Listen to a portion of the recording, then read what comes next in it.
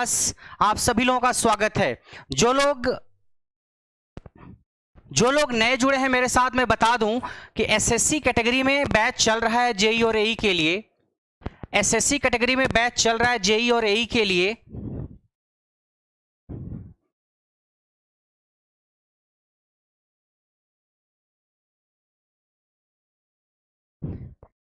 और उस बैच में अगर आप एडमिशन लेना चाहते हो तो ले सकते हो। अभी उसमें 3 सब्जेक्ट स्टार्ट हुआ है, एक पावर सिस्टम, एक मेजरमेंट और network theory.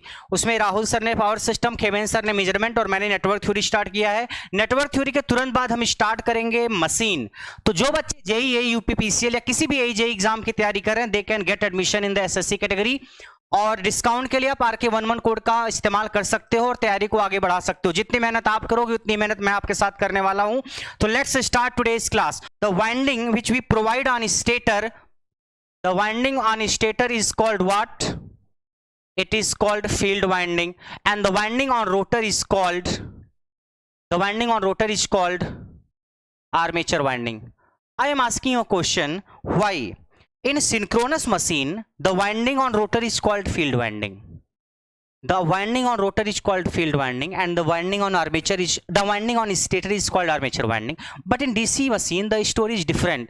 Here the winding on stator is called field winding and winding on rotor is called armature winding. Why there is a different name? Can you tell me ये नाम अलग अलग क्यों है? Synchronous machine में stator की winding को अगर हमने आर्मेचर वाइंडिंग बोला है तो यहां पे फील्ड वाइंडिंग क्यों बोल दिया? और अगर सिंक्रोनस मशीन में रोटर की वाइंडिंग को फील्ड वाइंडिंग बोला है तो यहां रोटर की वाइंडिंग को आर्मेचर वाइंडिंग क्यों बोला? बोलो। जिस वाइंडिंग में ईएमएफ इंड्यूस होता है ना, that winding is called armature winding. जिस वाइंडिंग में ईएमएफ इंड्यूस होता है, that winding is called armature winding. In synchronous machine, the EMF is induced in the armature winding. In stator winding, that's why stator winding is called armature winding. And here, the EMF is induced in the rotor winding. In DC generator, if you will see, the EMF is induced in the rotor winding. That's why rotor winding is called armature winding. In synchronous machine, the EMF is induced in stator winding. That's why stator winding is called armature winding. What is the purpose of DC generator? To produce the EMF, right? So the winding on stator is called field winding, the winding on rotor is called armature winding. अगर field winding और armature winding दोनों parallel में है, अगर field winding और armature winding दोनों parallel में है तो उसको बोलते हैं डीसी शंट मोटर या DC shunt generator.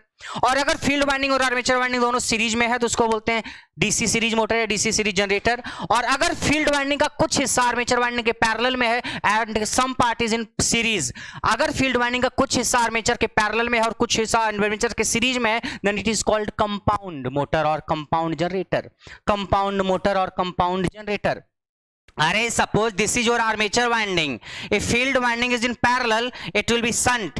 If field winding is in series, it will be series. If some part of field winding is in parallel and some part is in series, some part in parallel, some part in series, then it will be what? It will be compound, right? Now the story is, what is the formula of EMF induced in DC generator? What is the formula of EMF induced in DC generator? The formula of EMF induced in DC generator is NP phi upon 60A. What is N? The N is speed of rotation, P is number of pole, Z is total number of conductor, phi is flux per pole, A is number of parallel path, A is number of parallel path. Here Pz upon 60A, it is a constant, so you write Eg or Ea is K phi n, where K is a constant, and K is Pz upon 60A. So EMF induced in a DC generator or DC machine depends on phi and depends on number of speed of rotation. जितनी तेजी के साथ घुमाओगे उतना ज्यादा EMF होगा, या जितना ज्यादा फ्लक्स पर पोल होगा उतना ज्यादा EMF होगा. So EMF induced depends on the speed of rotation and the flux per pole in case of DC generator. Now the question is, see, if there is a lap winding machine, see, if lap winding machine is there, so lap winding में A is equal to P, number of parallel path is always equal to number of pole. So if A is equal to P, so A and P will be cancelled because they are equal. So Eg की value क्या हो जाएगी? क्या होगी Eg की value? P और A cancel हो जाएगा, N Z phi upon 60. यही तो होगा, ए और पी हमेशा बराबर होंगे तो ए और पी कैंसिल हो जाएंगे, इजी होगा, एन जेड 5/60।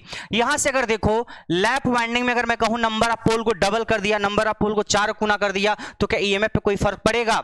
आप नंबर ऑफ पोल को कम करो ज्यादा करो, ईएमएफ पे कोई फर्क नहीं पड़ेगा अगर लैप कनेक्टेड डीसी मशीन है तो।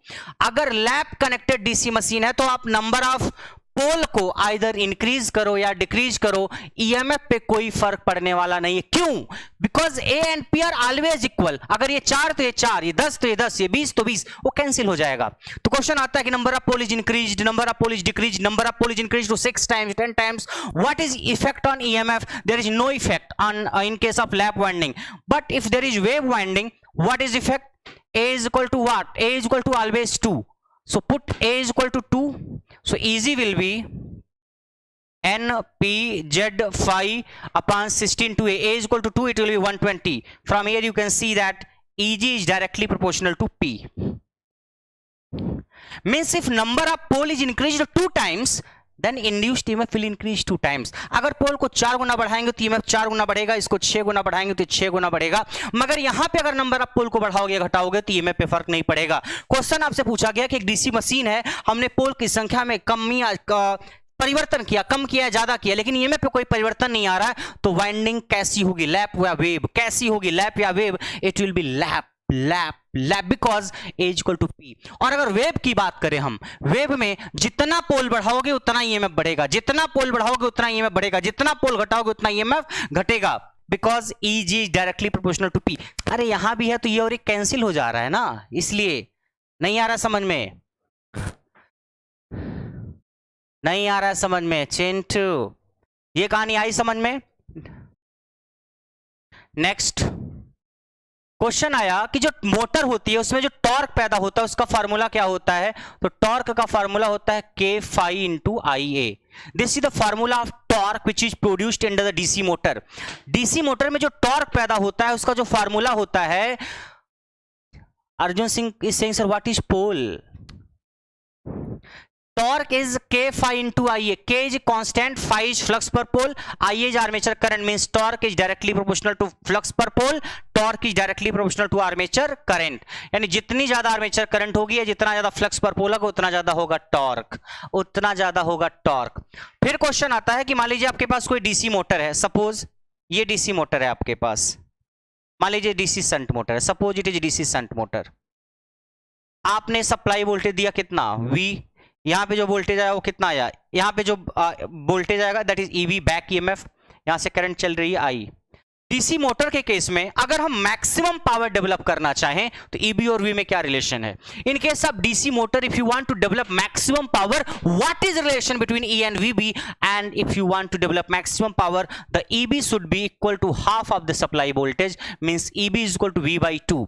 EB is equal to V by 2 means back EMF जो होना चाहिए वो सप्लाई वोल्टेज के आधे के बराबर होना चाहिए, सप्लाई वोल्टेज के आधे के बराबर। If this is 200 this will be 100, if this is 600 this is 300, this is 1000 this is 500। For what? For maximum power developed. तो अगर आप चाहते हो डीसी मशीन में मैक्सिमम पावर डेवलप हो तो उसकी शर्त यह है कि जितना सप्लाई वोल्टेज होना चाहिए उसका आधा होना चाहिए बैक ईएमएफ। और मैक्सिमम डेवलप्ड पावर के केस में कंडीशन तो ये पढ़ लिया आपने, मैक्सिमम पावर के केस में एफिशिएंसी कितनी होती है? That is 50%। Efficiency is how much? It is 50%. आपने नेटवर्क थ्योरी में पढ़ा होगा, मैक्सिमम पावर ट्रांसफर थ्योरम में, when power is maximum the efficiency is 50%. Here also if DC machine is producing maximum power or developing maximum power, then efficiency is 50%. These are the basic key points that you must remember. These are the basic points which you must remember. ऐसे छोटे छोटे question exam में आएंगे और गलत नहीं करना है। Arnav is saying your teaching style is very impressive. Next point, इतना आ रहा है समझ में कि नंबर ऑफ पोल घटाया बढ़ाया लेकिन ईएमएफ पे फर्क नहीं पड़ा, इसका मतलब वाइंडिंग कैसी? लैप। नंबर ऑफ पोल को जितना बढ़ाया उतना ही ईएमएफ बढ़ा, इसका मतलब वाइंडिंग कैसी? वेव। टॉर्क का फार्मूला क्या है मोटर में? मोटर में K phi into IA।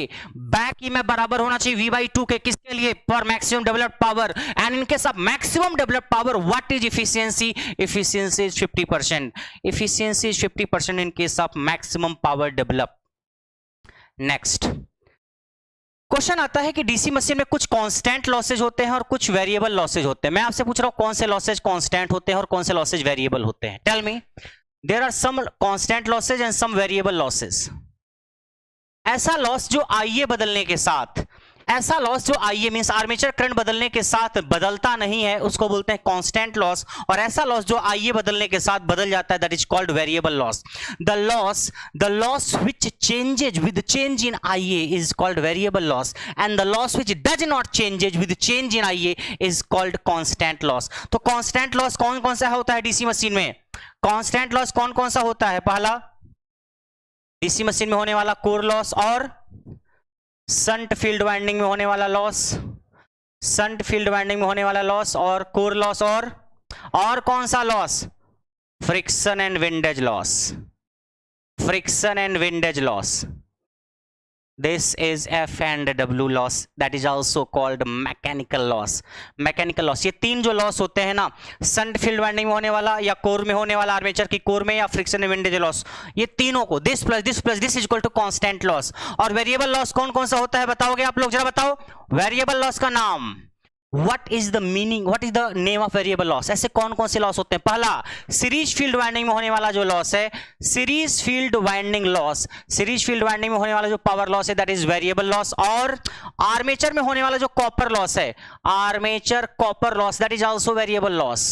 Armature copper loss means this is IA square RA loss. Armature में करंट आइए, आर्मेचर का resistance RA, IA square RA loss, this is armature copper loss. And next is brush contact drop. Brush contact drop, जो brush होता है ना armature के ऊपर, मान लीजिए ऐसे बनाते हो ना रिप्रेजेंटेशन, तो कुछ वोल्टेज का ड्रॉप यहाँ पे, कुछ वोल्टेज का ड्रॉप, मान लीजिए 1 वोल्ट यहाँ 1 वोल्ट यहाँ, तो इसकी वजह से भी कुछ पावर का लॉस होता है दैट इज वेरिएबल लॉस। तो ये तीनों वेरिएबल लॉस होते हैं। कई बार एग्जाम में पूछ लेता है which are the following is variable loss, which are the following is constant loss. ऐसे आएगा which are the following is variable loss, this this this and this, क्या बोलोगे? This. Which are the following is variable loss, this this this and this, क्या बोलोगे? This. Which are the following is variable loss, this this this and this, क्या बोलोगे? This. Which are the following is constant loss, this this this and this, क्या बोलोगे? This. Which are the following is constant loss, this this this and this, क्या बोलोगे? This. ऐसे बहुत सारे question आते हैं। फिर आता है मैक्सिमम एफिशिएंसी की कंडीशन क्या होती है डीसी मशीन में? What is the condition of maximum efficiency in case of DC machine? And the condition is constant loss must be equal two variable loss.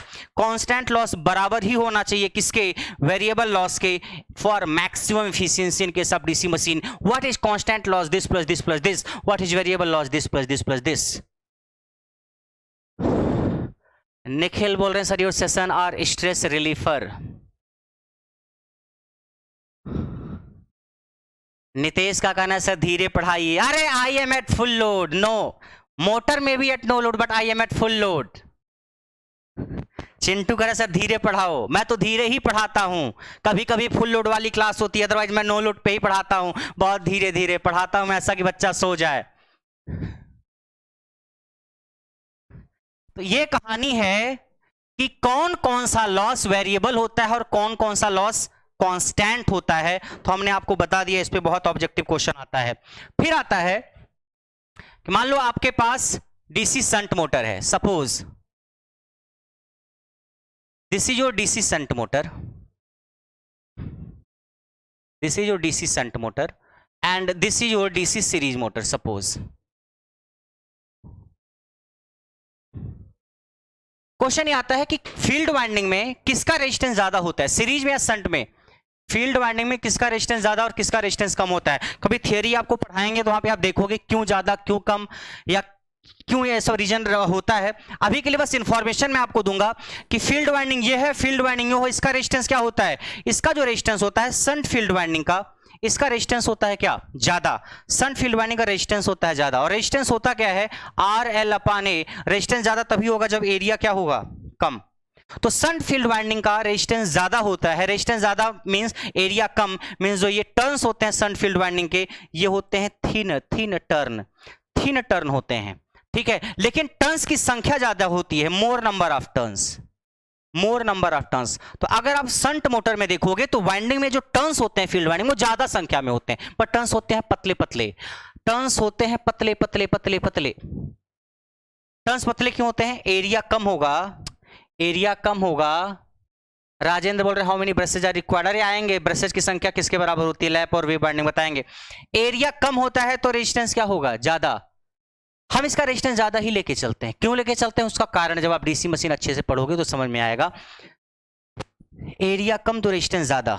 Area कम का मतलब टर्न्स पतले होते हैं, लेकिन टर्न्स की संख्या ज्यादा होती है। So in DC shunt motor the field winding has more number of turns but the thickness of the turn is small. Thickness of the turn is small means resistance of the field winding is high. Series में इसका उल्टा है। Series winding में जो resistance होता है field winding का वो क्या होता है, कम। रेजिस्टेंस कम होने का मतलब समझ रहे हो, रो एल अपान ए। रेजिस्टेंस कम होने का मतलब एरिया ज्यादा। एरिया ज्यादा होने का मतलब इसके टर्न्स कैसे होते होंगे, टर्न्स होते होंगे थिक। अरे हाँ या ना चिंटू, टर्न्स कैसे होंगे, थिक थिक टर्न। और नंबर ऑफ टर्न्स कितने कैसे होते हैं, नंबर ऑफ टर्न्स कम होते हैं। Number of turns are small, small. तो यहां टर्न्स की संख्या कम, यहां टर्न्स की संख्या ज्यादा। यहां पे रेजिस्टेंस कम, यहां पे रेजिस्टेंस ज्यादा। यहां पे वाइंडिंग मोटी, यहां पे वाइंडिंग यहां पे वाइंडिंग पतली और यहां पे वाइंडिंग मोटी। समझ आ रही कहानी। तो पूछेगा सीरीज और शन फील्ड वाइंडिंग में कहां रेजिस्टेंस ज्यादा होता है, कहां वाइंडिंग पतली होती है, कहां वाइंडिंग मोटी होती है, कहां पे नंबर ऑफ टर्न्स कम या कहां पे नंबर ऑफ टर्न्स ज्यादा, कहां पे रेजिस्टेंस ज्यादा, कहां पे रेजिस्टेंस कम।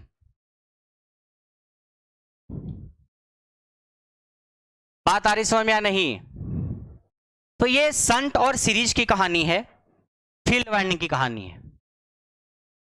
अब एक चीज और मैं आपको बता दूं, डीसी शंट मोटर जो होती है, DC shunt motor, it is a constant speed motor.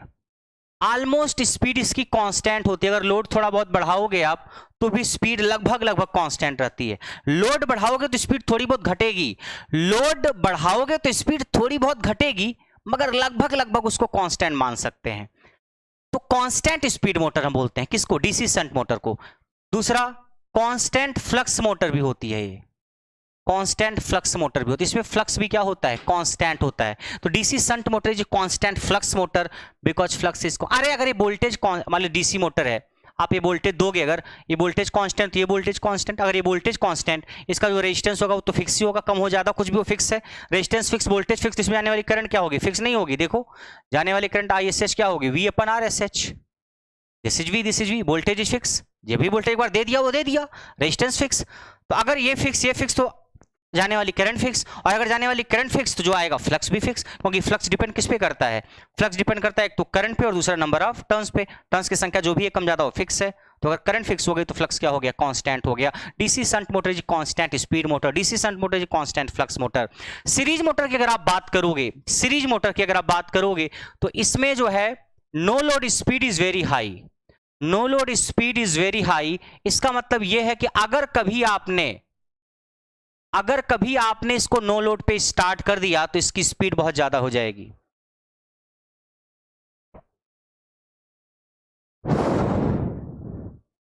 Take Sameer का कहना है सर आपकी ऑडियो ही काफी है, बस विजुअलाइजेशन की जरूरत है। बिल्कुल विजुअलाइजेशन की जरूरत तो पड़ेगी, क्योंकि पूरा फ्लैशबैक में आपको सब जाके याद करना पड़ेगा। खुशहाल सोनी का बोल रहे हैं गर्दा उड़ा दिए sir, no load speed DC series motor में बहुत हाई होती है। इसका मतलब यह है कि अगर कभी गलती से आपने बिना लोड लगाए डीसी सीरीज मोटर को स्टार्ट कर दिया, अगर आपने कभी बिना लोड लगाए डीसी सीरीज मोटर को स्टार्ट कर दिया तो डीसी सीरीज मोटर की स्पीड बहुत ज्यादा बढ़ जाएगी, और स्पीड इतनी ज्यादा बढ़ेगी, इतनी ज्यादा बढ़ जाएगी कि चिंटू का थोबड़ा बिगड़ जाएगा। तो गलती से कभी भी बिना लोड लगाए मत स्टार्ट करना डीसी सीरीज मोटर को। Never start DC series motor without load is connected to it और विदाउट मैकेनिकली कनेक्टेड लोड, ठीक है। दूसरी चीज, the starting torque is very high, starting torque is very high in DC series motor, starting torque is very high. इसका मतलब यह है कि अगर आपको कोई ऐसा एप्लीकेशन है, अगर आपके पास कोई ऐसा एप्लीकेशन है, ऐसी जरूरत है जहां पे शुरू में ही बहुत ज्यादा टॉर्क चाहिए, तो वहां पे आप डीसी सीरीज मोटर का इस्तेमाल कर लोगे। मान लीजिए यहां से ट्रेन चल रही है बी तक, बी से चल रही है सी तक, सी से जा रही है डी तक। यहां से ट्रेन चली, जब तक ट्रेन रफ्तार पकड़ती बी स्टेशन पे पहुंच गई, फिर बी से जैसे जैसे रफ्तार पकड़ती सी तक पहुंचती, फिर रुक गई। सी से जैसे रफ्तार पकड़ती डी तक रफ्तार पकड़ी, तब तक फिर रुक गई क्योंकि स्टेशन आ गया। तो रफ्तार पकड़ने में ही अगला स्टेशन आ जा रहा है, तो फिर ट्रेन बहुत टाइम लेगी अपने मंजिल तक पहुंचने में। तो हमने क्या किया, ऐसी मोटर लगाई जैसे ही यहां से ऐसे स्टार्ट हो ट्रेन पूरा स्पीड पकड़ ले, बी तक जाए फिर रुक जाए, फिर सी तक जाना है फिर रफ्तार पकड़ ले। सो आप ऐसा कोई एप्लीकेशन जहां पे शुरुआत से क्रेन है, किसी लोड को भार को उठाना है और तेजी के साथ उठाना है, तो ऐसा कोई भी इस्तेमाल जहां पे शुरुआत में ज्यादा टॉर्क चाहिए उसको उठाने के लिए, उस जगहों पे आप डीसी सीरीज मोटर का इस्तेमाल कर सकते हो। खैर आजकल हम डीसी सीरीज मोटर को रिप्लेस करते जा रहे हैं 3 फेज इंडक्शन मोटर से। Nowadays DC series motor is going to be replaced by 3 phase induction motor. मगर एग्जाम में आया तो आप डीसी सीरीज मोटर टिक करना, क्योंकि एग्जाम में यही सही मानेंगे वो, ठीक है। तो डीसी सीरीज मोटर में स्टार्टिंग टॉर्क बहुत हाई होता है, that's why this is used very very high starting torque is required, like crane, like train you can use, ठीक है। नेक्स्ट क्वेश्चन आता है कि अगर डीसी सीरीज मोटर की घूमने की दिशा को क्या करना हो, बदलना हो, तो क्या करेंगे। डीसी सीरीज मोटर के घूमने की दिशा को सीरीज हो या संट हो, एक डीसी मोटर है उसके घूमने की दिशा को बदलना है किसको, घूमने की दिशा को। क्यों? चिंटू गया नौकरी लगने के बाद बबली के साथ गया प्रदर्शनी देखने, और बबली झूले पे बैठी थी, झूला ऐसे ऐसे चल रहा था, बबली बैठी हुई थी, चिंटू यहाँ खड़ा होकर देख रहा था, और बबली झूल रही थी, उसका दुपट्टा उड़ रहा था, चिंटू के चेहरे पे आ रहा था, ठीक है। अब चिंटू से बबली ने कहा कि मुझे चक्कर आ रहा है, जिस दिशा में झूला चल रहा है उस दिशा में घूमने की वजह से मुझे चक्कर आ रहा है, मुझे वोमिटिंग हो जाएगी, ऐसा करो तुम इसके घूमने की दिशा को बदलो, just reverse the direction of this motor. Chintu ने कहा क्यों, डायरेक्शन में क्यों बदलूं, झूला चल तो रहा है। बबली ने कहा मुझे चक्कर आ रहा है। तो चिंटू ने कहा, तुरंत चिंटू ने राजकुमार सर के मशीन के नोट्स निकाले, पीडीएफ पढ़ना स्टार्ट किया, डीसी मशीन खोला और उसमें लिखा हुआ था you can reverse the direction of a DC motor either by reversing armature terminal और by reversing field terminal, never reverse armature and field terminal together. Chintu ने देखा, तुरंत चिंटू ने आर्मेचर टर्मिनल को रिवर्स किया और ये जो झूला ऐसे ऐसे चल रहा था वो ऐसे ऐसे झूलने लगा। लेकिन बात यह है कि झूला तो घूमने लगा, लेकिन जो दुपट्टा अभी तक चिंटू के चेहरे पे आ रहा था, अब वो चिंटू का दोस्त जो मिंटू था उसके चेहरे पे दुपट्टा जाने लगा।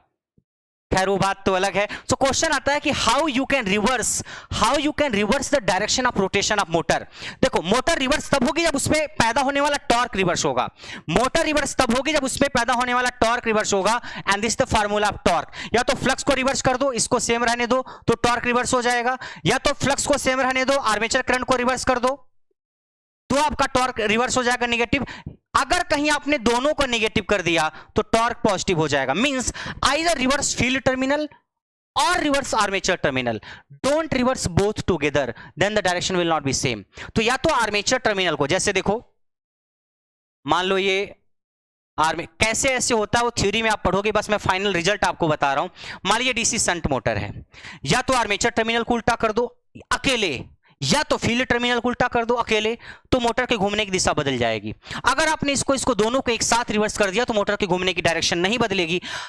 अगर हम सप्लाई वोल्टेज की पोलैरिटी को रिवर्स कर दे तो भी मोटर के घूमने की दिशा नहीं बदलेगी। अगर हम सप्लाई वोल्टेज की पोलैरिटी, यानी अगर ये प्लस माइनस था, इसको हम माइनस प्लस कर दें, इसको हम क्या कर दें माइनस और प्लस, इसको हम माइनस और प्लस कर दें, तो अगर सप्लाई वोल्टेज की पोलैरिटी आप बदल दोगे तो भी मोटर के घूमने की दिशा नहीं बदलेगी। क्यों? क्योंकि तब इसमें और इसमें दोनों में जाने वाली करंट रिवर्स हो जाएगी। जब दोनों में जाने वाली करंट रिवर्स हो जाएगी, और इसकी करंट रिवर्स हुई तो ये रिवर्स हो जाएगा, इसमें जाने वाली करंट रिवर्स हुई तो ये रिवर्स हो जाएगा, टॉर्क विल बी सेम। सो या तो फील्ड टर्मिनल को अकेले या तो आर्मेचर टर्मिनल को अकेले रिवर्स करो, ठीक है। This is true for series shunt every motor, right. तो कैसे रिवर्स करेंगे हम, कैसे? अगर मोटर को रिवर्स करना नहीं आएगा चिंटू, तो प्यार के बीच में कोई तीसरा आ जाएगा।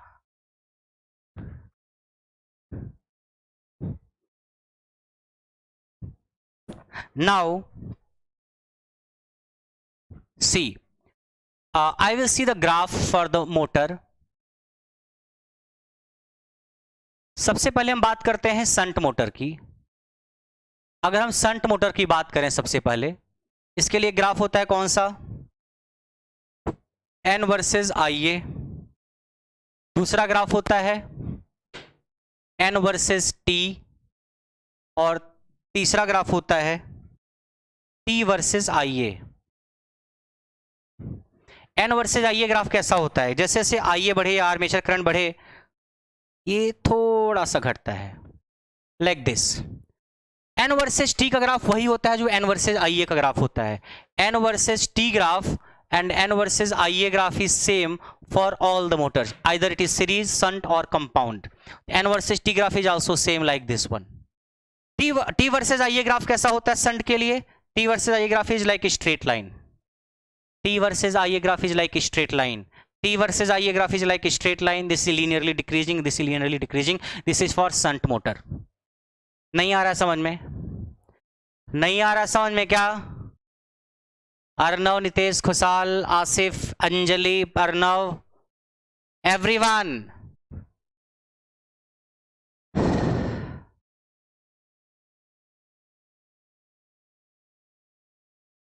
ये ग्राफ मैंने बना दिया. ग्राफ कैसे बना है, इसकी इक्वेशंस वगैरह आती हैं, वहां से ग्राफ बन जाएगा आपका.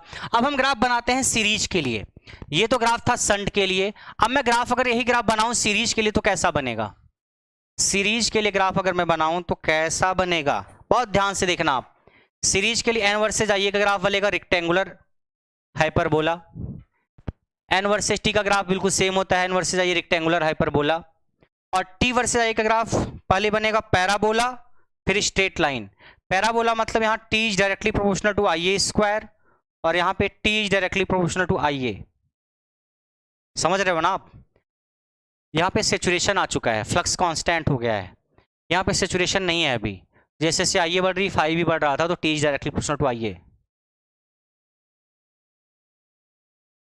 खुशाल सोनी का कहना है सीधा दिमाग में घुस रहा है सर. अर्नब का कहना है सर एन और टी का प्लीज रिपीट कर दीजिए. अच्छा एन और टी का ये आप जान लो, जो ग्राफ एन और वर्सेस टी का होगा वही graph N versus I A का होगा. Same the graph of N versus I A is same as N versus T. तो आप एन वर्सेस आई ए का याद रखो, एन वर्सेस टी का वही होगा. कोई दिक्कत ही नहीं है, कोई दिक्कत ही नहीं है. सुमित का कहना है सर सीरीज के लिए एक्सप्लेन कर दीजिए मैथमेटिकली. एक्सप्लेन करेंगे फिर तो डीसी सीरीज मोटर पढ़ाने में 25 घंटे चला जाता है और आज 1 घंटे में कोशिश है कि पूरा डीसी मशीन आपको रिवाइज करा दें. देखो टॉर्क का अगर इसका आप देखोगे तो टॉर्क का फार्मूला होता है ना के फाई इंटू आई ए.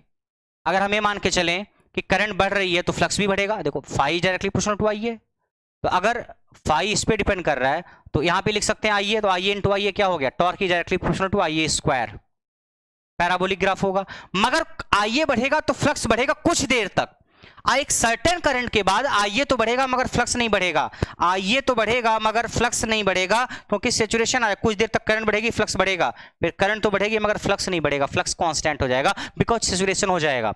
तो अब इस पॉइंट के बाद जब आई ए बढ़ेगी तो फ्लक्स नहीं बढ़ेगा. फ्लक्स नहीं बढ़ेगा तो ये भी कांस्टेंट ये भी कांस्टेंट. तो T is directly proportional to I A. तो सेचुरेशन पे आने के बाद T is directly proportional to I A, यानी ग्राफ लीनियर हो जाता है. और जब सेचुरेशन नहीं होता है तो T is directly proportional to I A square यानी पैराबोलिक ग्राफ होता है. तो ये सब पूछता है कि अगर हम सेचुरेशन को अवॉइड कर दें, सेचुरेशन को कंसीडर करें तो क्या ग्राफ होगा. यहां से यहां तक पैराबोलिक ग्राफ है. जब सेचुरेशन नहीं हुआ है, सेचुरेशन होने के बाद ग्राफ कैसा हो गया? लीनियर. बात आ रही समझ में या नहीं आ रही है? अरे बोलो.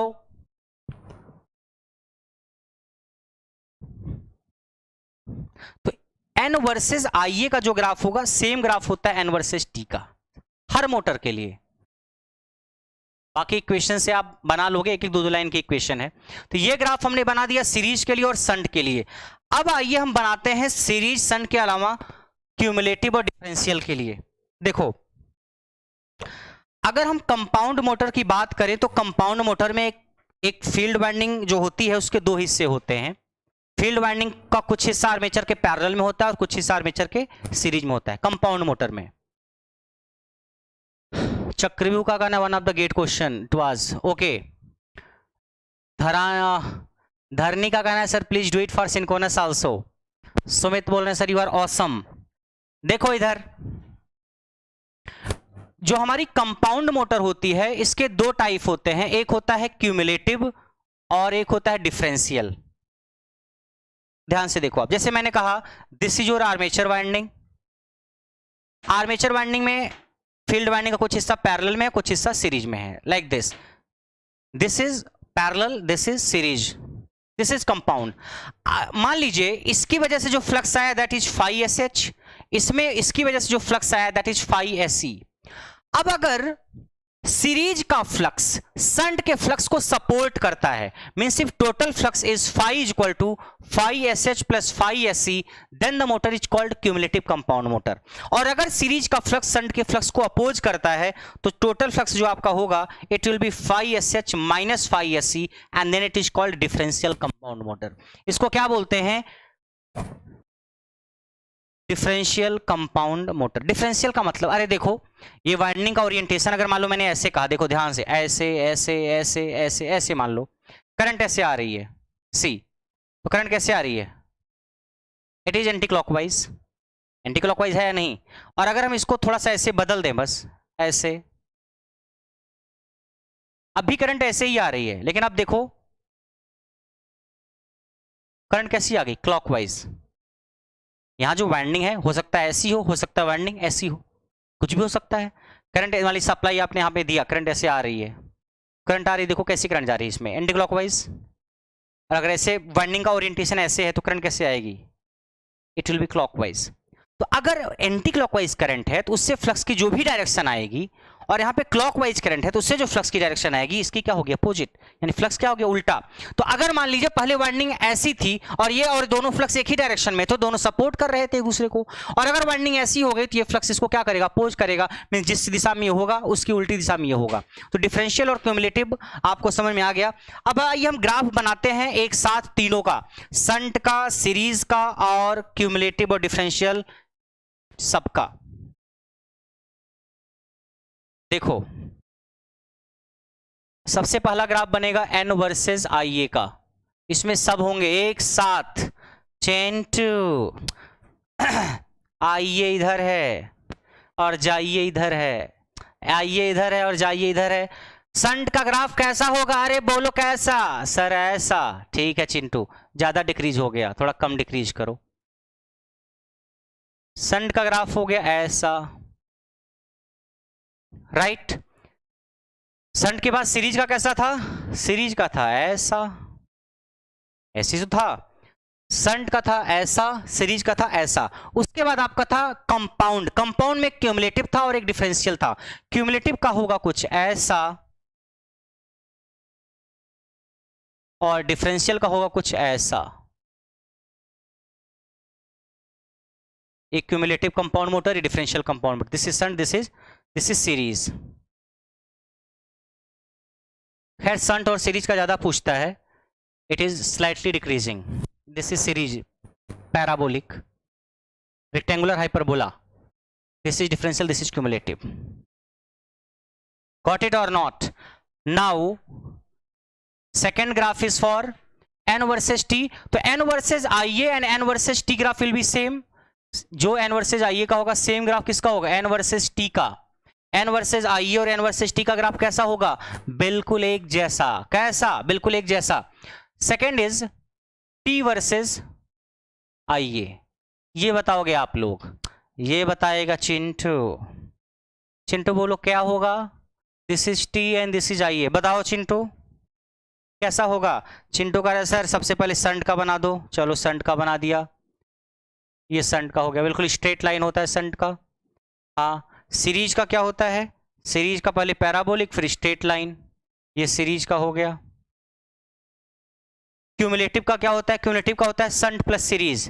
तो शंट में सीरीज जोड़ दो, शंट की जो भी वैल्यू है, मान लीजिए इस पर्टिकुलर करंट पे शंट इतना है, उसमें सीरीज इतना और जोड़ दो। शंट इतना है, सीरीज और जोड़ दो। शंट में सीरीज जोड़ोगे तो क्या होगा? ये हो जाएगा क्यूमुलेटिव का। ये किसका होगा? क्यूमुलेटिव। और डिफरेंशियल क्या होता है? Shunt minus series. मान लो शंट पे ये है और इसमें से सीरीज घटा दो, सीरीज इतना घटा दो, तो इस पूरे में से इतना घटाओगे तो यहीं कहीं तो आएगा। या इस पे मान लीजिए आर्मेचर करंट ये है, शंट इतना है, सीरीज घटा दो तो यहाँ कहीं आएगा, यानी किसके इसके बीच में कहीं आएगा। दिस इज योर डिफरेंशियल,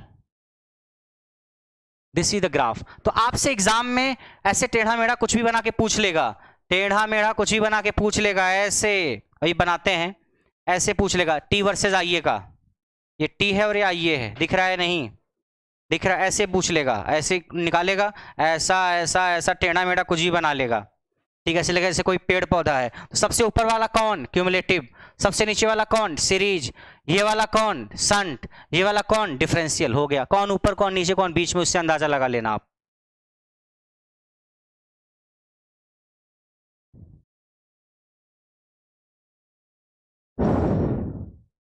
नहीं आ रहा समझ में? निखिल बोल रहे हैं गजब एक्सप्लेनेशन।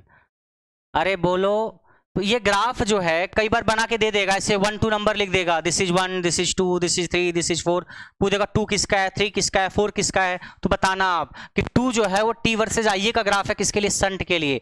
3 किसका ग्राफ है? टी वर्सेज आईए का डिफरेंशियल के लिए। 4 क्या है? टी वर्सेज आईए का सीरीज के लिए। तो ये ग्राफ है टी वर्सेज आईए का, ये ग्राफ है एन वर्सेज आईए का और एन वर्सेज टी का, स्पीड वर्सेज टॉर्क का।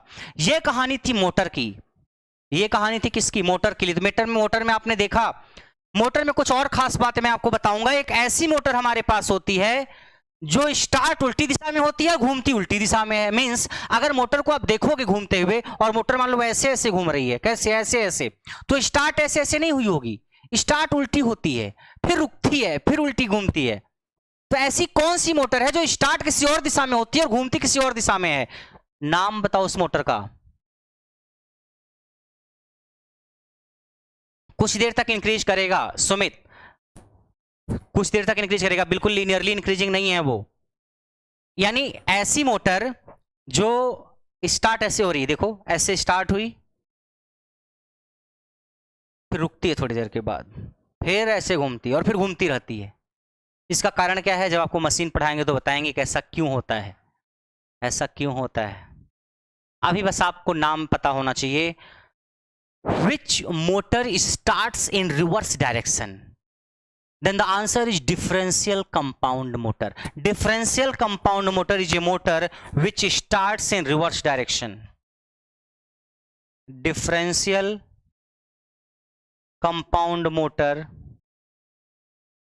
starts in reverse direction.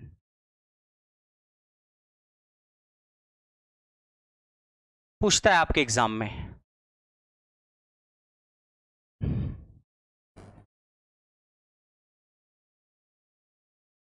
Comment आ रहा, फ्लैट कंपाउंड क्या है? फ्लैट कंपाउंड या level compound, that is a generator. Under compound, over compound या level compound.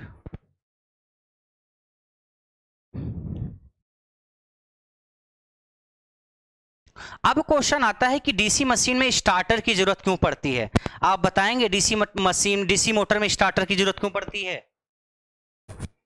Why we need starter in DC motor, and there are how many type of starter in DC machine?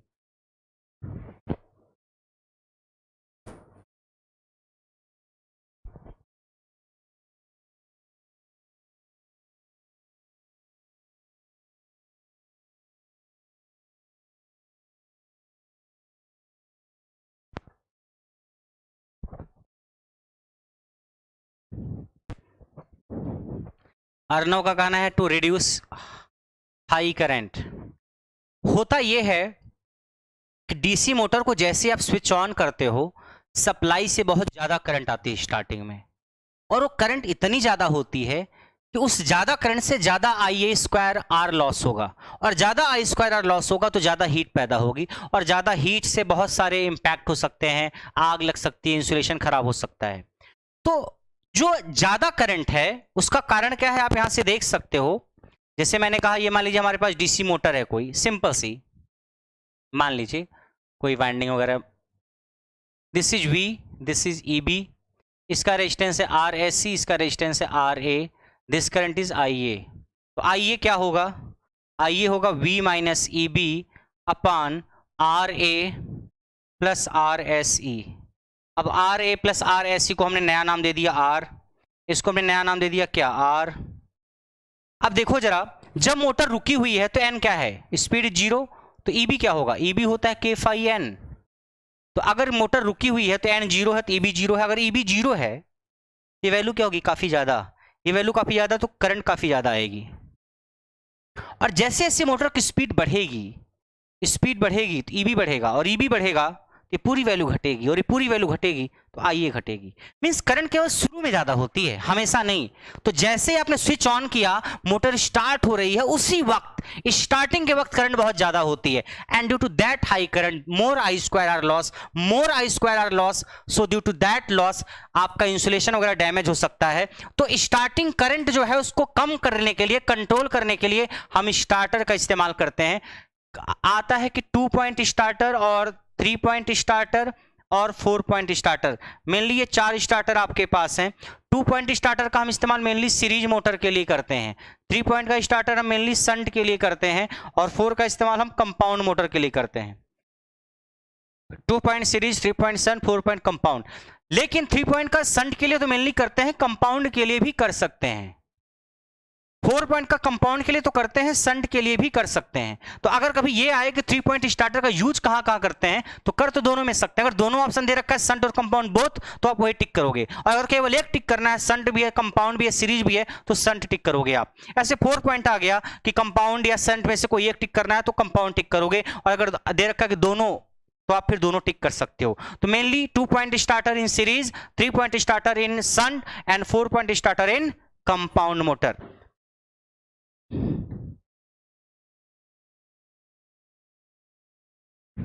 बोलो हाँ या ना।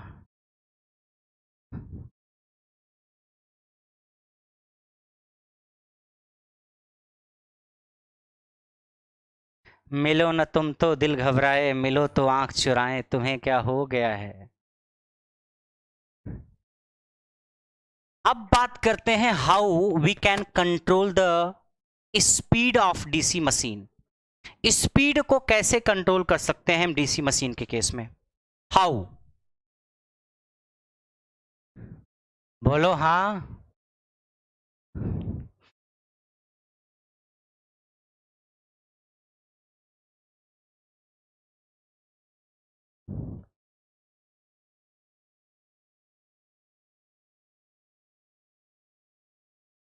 चलिए start करते हैं आगे की कहानी। चिंटू कह रहा है सर मेरी बबली को कोरोना हो गया है, चाह के भी पास नहीं जा सकता मैं। पास चले गए तो 14 दिन के लिए क्वारंटाइन किया जाएगा। चिंटू देखो इधर,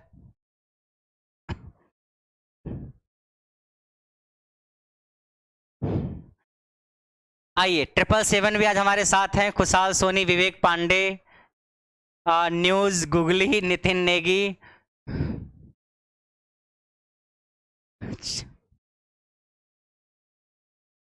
आजकल आप लोगों से मुलाकात रेगुलर हो नहीं पाती है तो मेरा दिल नहीं लगता।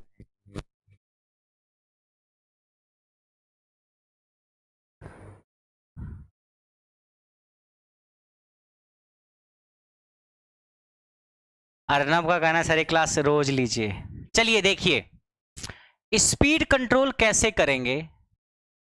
स्पीड कंट्रोल मैं आपको बता दूं, पहला method armature control method. Armature control method 3 point इसमें आपको याद रखने हैं। नॉर्मली शंट मोटर में यूज करते हैं। इसमें हम क्या करते हैं, जैसे ये मान लीजिए आपकी मोटर है, मान लीजिए शंट मोटर है लाइक दिस। हम क्या करते हैं इसमें, यहां जो आर्मेचर है इसके सीरीज में रेजिस्टर लगा देते हैं, एक्सटर्नल रेजिस्टेंस। और एक्सटर्नल रेजिस्टेंस लगाने से क्या होता है पता है, यहां पे जो स्पीड होती है वो घट जाती है, स्पीड घट जाती है, यानी n is less than nb, यानी जो स्पीड होती है वो बेस स्पीड से कम मिलती है। इसमें जो टॉर्क मिलता है वो टॉर्क क्या मिलता है, कांस्टेंट टॉर्क मिलता है, ठीक है। और जितना ज्यादा रेजिस्टेंस आप बढ़ाओगे उतनी ज्यादा स्पीड घटेगी। इस मेथड में स्पीड जो होती है नॉर्मल स्पीड से कम हो सकती है, बढ़ नहीं सकती है। खुशहाल सोनी का कहना हाँ सर याद आपकी बहुत आती है, दूर सही मजबूर सही याद तुम्हारी आती है, दूर सही मजबूर सही याद तुम्हारी आती है, तुम नाम वहां से लेते हो आवाज यहां तक आती है। तो आप एक बार जब सोचते हो ना तो मुझे सब कुछ पता चल जाता है।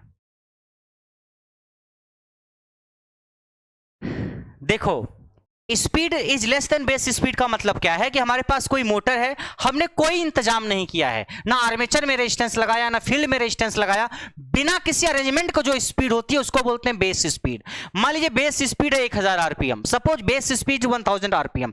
अगर हम आर्मेचर में रेजिस्टेंस लगा दे सीरीज में तो आप स्पीड को घटा सकते हो 1000 से, बढ़ा नहीं सकते। आप स्पीड को घटा सकते हो 1000 से, बढ़ा नहीं सकते।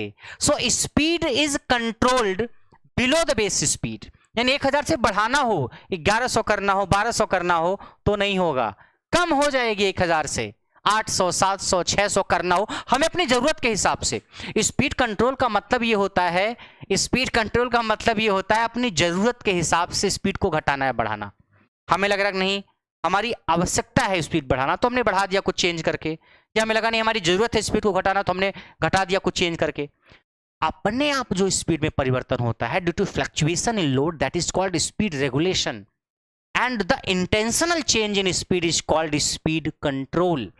सो अगर स्पीड 1000 आरपीएम, मुझे लग रहा है कि जिस झूले पे बबली घूम रही है उस झूले की स्पीड को कम करना है क्योंकि बबली को चक्कर आ जाएगा, तो आप क्या करोगे, आर्मेचर सर्किट में जाओ, एक्सटर्नल रेजिस्टेंस लगा दो सीरीज में, स्पीड घट जाएगी। फिर बबली ने कहा स्पीड बढ़ाओ, तो स्पीड बढ़ाने के लिए फिर आपको कुछ और इंतजाम करना पड़ेगा। एक चीज और, इस मेथड में आपका जो टॉर्क होता है वो क्या होता है, constant, it is a constant torque drive.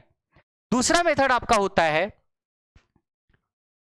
Field control method या field flux method. Field flux method या फील्ड कंट्रोल मेथड या फील्ड वीकनिंग मेथड, हम इसमें क्या करते हैं, इस मेथड में फील्ड वाइंडिंग में रेजिस्टेंस लगाते हैं, आर्मेचर में नहीं। आर्मेचर को छोड़ दिया आर्मेचर को, फील्ड वाइंडिंग ये है, फील्ड वाइंडिंग में एक्सटर्नल रेजिस्टेंस लगा दिया, लो दिस एक्सटर्नल रेजिस्टेंस।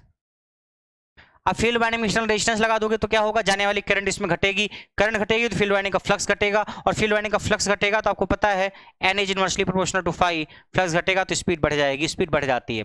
यानी अगर मोटर नॉर्मली 1000 आरपीएम पे रन कर रही हो, इसकी बेस स्पीड है, बिना किसी तामझाम के, ना यहाँ रजिस्टर लगाया ना यहाँ रजिस्टर लगाया, तब जो स्पीड होती है that is called base speed. और अगर आप फील्ड वाइंडिंग में रेजिस्टेंस लगा दोगे तो स्पीड 1000 से बढ़ेगी 1100, 1200, 1300। तो अगर पब्लिक कहती है सर स्पीड बढ़ाओ, तो मुझे क्या करना होगा, मुझे यहाँ पे रेजिस्टेंस लगाना होगा फील्ड वाइंडिंग में। अगर कहती है कि स्पीड को घटाओ तो मुझे आर्मेचर के सीरीज में रेजिस्टेंस को लगाना होगा। सो स्पीड बढ़ानी है घटानी है उस पर डिपेंड करता है रेजिस्टर यहां लगाएंगे या यहां लगाएंगे। अगर आर्मेचर रेजिस्टेंस कंट्रोल मेथड को देखें तो कांस्टेंट टॉर्क होता है, और अगर इस मेथड में देखें तो पावर कांस्टेंट होती है। This is a constant power drive, this is a constant power drive. इस पे बहुत क्वेश्चन आता है, देखो power is torque into speed होती है नहीं होती है। अगर टॉर्क कांस्टेंट है तो power is directly proportional to speed. इस मेथड में टॉर्क क्या होता है, कांस्टेंट, तो power is directly proportional to speed. तो अगर आप ग्राफ बनाओगे पी और एन के बीच का, पावर और स्पीड के बीच का, तो कैसा ग्राफ बनेगा, पी और एन के बीच का अगर आप ग्राफ बनाओगे तो कुछ ऐसा ग्राफ बनेगा, बिल्कुल लीनियर।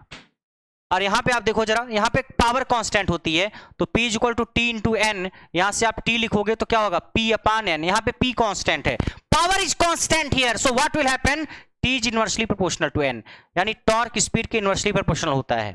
कई बार एग्जाम में पूछा गया है, in field control method the higher torque is obtained at which speed, higher torque is obtained at lower speed and lower torque is obtained at higher speed. अगर टॉर्क ज्यादा चाहिए तो स्पीड कम रखो, टॉर्क ज्यादा कम चाहिए तो स्पीड ज्यादा रखो, ये और ये इनवर्स रिलेशन में होती है। तो ग्राफ कैसा होगा, ग्राफ यहाँ पे टी और एन का कैसा होगा, ऐसा, दिस इज टी और दिस इज एन। बात आ रही समझ में, नहीं आ रही है,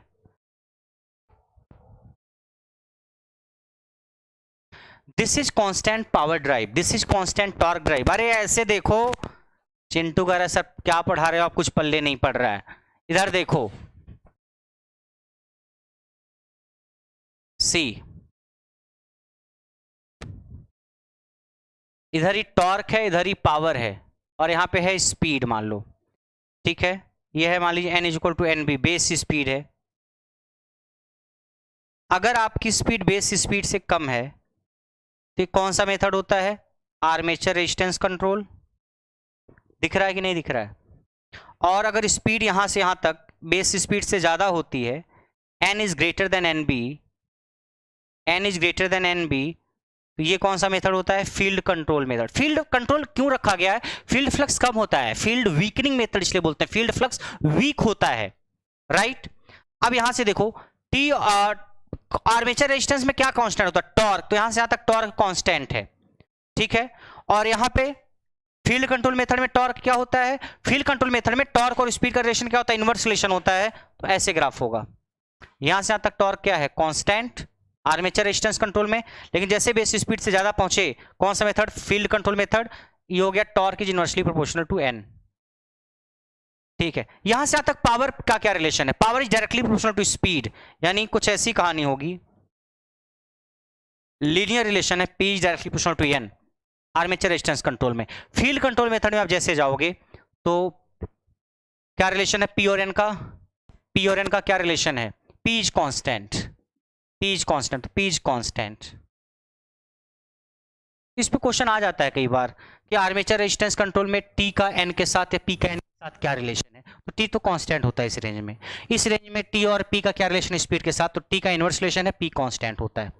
तो एक मेथड ऐसा है जिसमें स्पीड घटेगी बेस स्पीड से, और एक मेथड ऐसा है जिसमें स्पीड बढ़ेगी बेस स्पीड से। बात आ रही समझ में? एक कांस्टेंट टॉर्क वाला मेथड है और एक कांस्टेंट पावर वाला method. This is constant torque, this is constant power. लेकिन इस मेथड की खामी क्या है कि या तो स्पीड बढ़ाई जा सकती है या तो स्पीड घटाई जा सकती है। आर्मेचर रेजिस्टेंस कंट्रोल स्पीड केवल घटा सकता है, armature field control method speed को बढ़ा सकता है। क्या कोई ऐसा मेथड है जिससे स्पीड बढ़ाई और घटाई एक साथ जा सके? तो वो मेथड है हमारा आर्मेचर वोल्टेज कंट्रोल मेथड या Ward Leonard method. Ward Leonard method एक ऐसा मेथड है जिसमें एक ही मेथड में you can increase the speed और you can decrease the speed. Speed बढ़ाई भी जा सकती है, घटाई भी जा सकती है। मींस अगर बेस स्पीड 1000 आरपीएम हम ले लें तो 1000 आरपीएम से बढ़ सकती है, 1000 आरपीएम से बढ़ सकती है 1100, 1200, 1300, 1400। 1000 आरपीएम से घट भी सकती है 900, 800, 700, 600। So the speed can be increased और decreased from the base speed. Ward Leonard method एक बहुत ही सेंसिटिव और wide control method. Wide means 1000 से बढ़ना भी, 1000 से घटना भी, तो काफी वाइड रेंज आपको मिल गई। Wide range of speed control is possible in ward Leonard method. This is a very sensitive method, this is a very sensitive method. In this method the speed control possible in the reverse direction also. यानी motor अगर इधर घूम रही है ऐसे ऐसे, तो जिस दिशा में घूम रही है उस दिशा में तो स्पीड को कम ज्यादा किया ही जा सकता है। इसको उल्टा घुमा दो, उल्टा घुमा करके भी स्पीड को कम ज्यादा करना हो तो हम कर सकते हैं वार्ड लियोनार्ड मेथड में। तो जिधर मोटर घूम रही है उस दिशा में भी स्पीड को कम ज्यादा करना या उसको उल्टी घुमा के भी स्पीड को कम ज्यादा किया जा सकता है। वार्ड लियोनार्ड मेथड है तो अच्छा बट महंगा होता है, क्योंकि इसमें मोटर जनरेटर सेट वगैरह की जरूरत पड़ती है। तो जो चीजें अच्छी होती हैं थोड़ी सी महंगी तो होती हैं, होती है नहीं? Yes Pratap, ward. चलो ये कहानी आई समझ में? आइए अब आगे बढ़ते हैं। आइए अब थोड़ा सा कहानी देखते हैं किसकी, जनरेटर की। जनरेटर की कहानी देखते हैं। जनरेटर में सबसे पहले मैं बात करूंगा आपसे कि अगर डीसी शंट जनरेटर है, बहुत ध्यान से सुनो आप, डीसी शंट जनरेटर है और नो लोड पे है, बहुत ध्यान से सुनो आप। जनरेटर की कहानी थोड़ी सी बता रहे हैं आपको। डीसी शंट जनरेटर है आपके पास, क्या है? डीसी शंट जनरेटर है सर। अच्छा ऐसा है,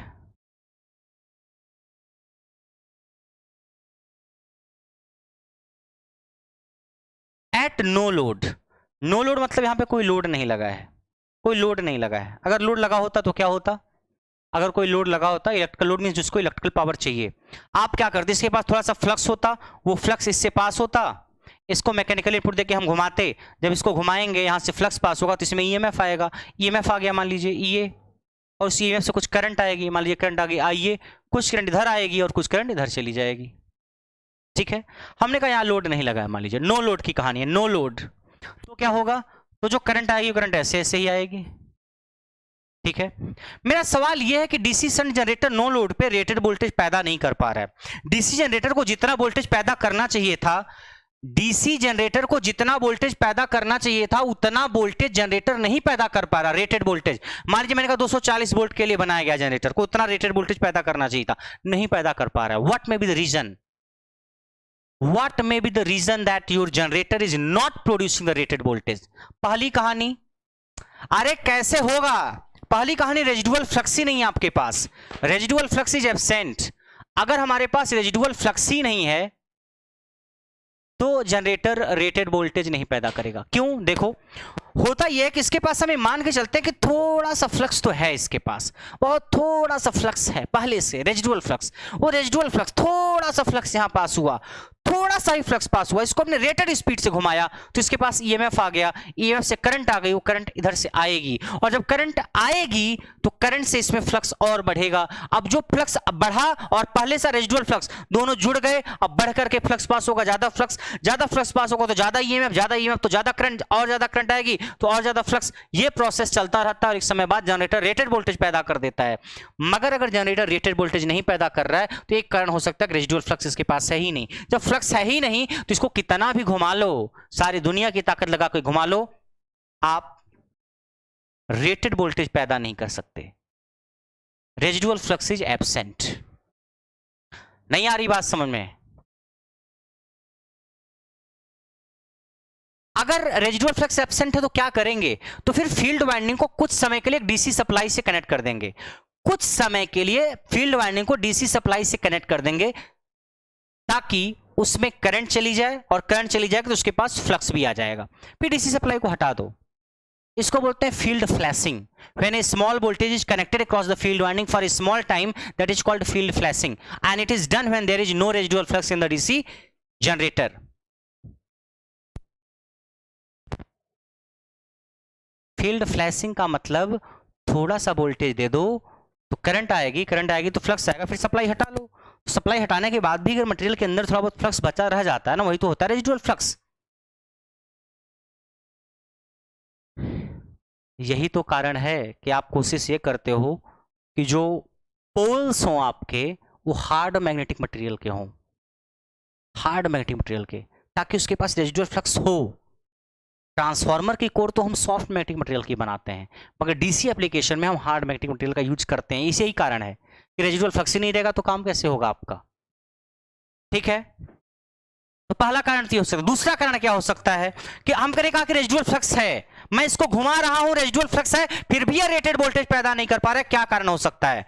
क्या कारण हो सकता है बताओ? Field connection is wrong.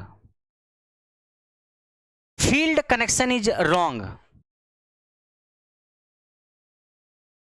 Field connection is wrong मतलब थोड़ा सा फ्लक्स है इसके पास, मान लो 2 वेबर, वो थोड़ा सा फ्लक्स पास हुआ, यहां पे थोड़ा सा ईएमएफ आया, थोड़ी सी करंट आई, वो करंट इधर आ रही है। अब इस करंट के आने से इसमें फ्लक्स तो आया, मगर वो फ्लक्स पहले वाला जो फ्लक्स है मान लीजिए इस दिशा में है, उसके उल्टी दिशा में आ गया। मान लीजिए आपने जिस फील्ड वाइंडिंग को, मान लीजिए इसको इससे कनेक्ट करना था और इसको इससे कनेक्ट करना था, हमने उल्टा कनेक्ट कर दिया। देखो अभी मान लो हम इसको इससे करते, इसको इससे करते, तो करंट कैसे आती? ऐसे आती मान लो, तो फ्लक्स मान लीजिए इधर आता और ये फ्लक्स आता, रेजिडुअल फ्लक्स को सपोर्ट करता मान लो।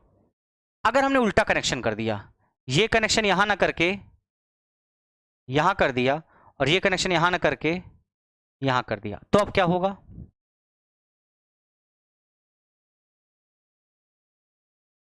फील्ड वाइंडिंग में करंट तो है मगर करंट अपोजिट डायरेक्शन में है, तो जब करंट अपोजिट हो गई तो जो फ्लक्स होगा वो भी क्या होगा? अपोजिट। यानी पहले का जो रेजिडुअल फ्लक्स है वो मान लो इधर आ गया, अब इसमें जो फ्लक्स आ गया वो इधर आ गया, दोनों कैंसिल हो जाएंगे, तो जो रेजिडुअल फ्लक्स बचा था वो खत्म हो गया। तो अगर रेजिडुअल फ्लक्स हट गया तो अब तो फिर जनरेटर रेटेड वोल्टेज पैदा नहीं करेगा।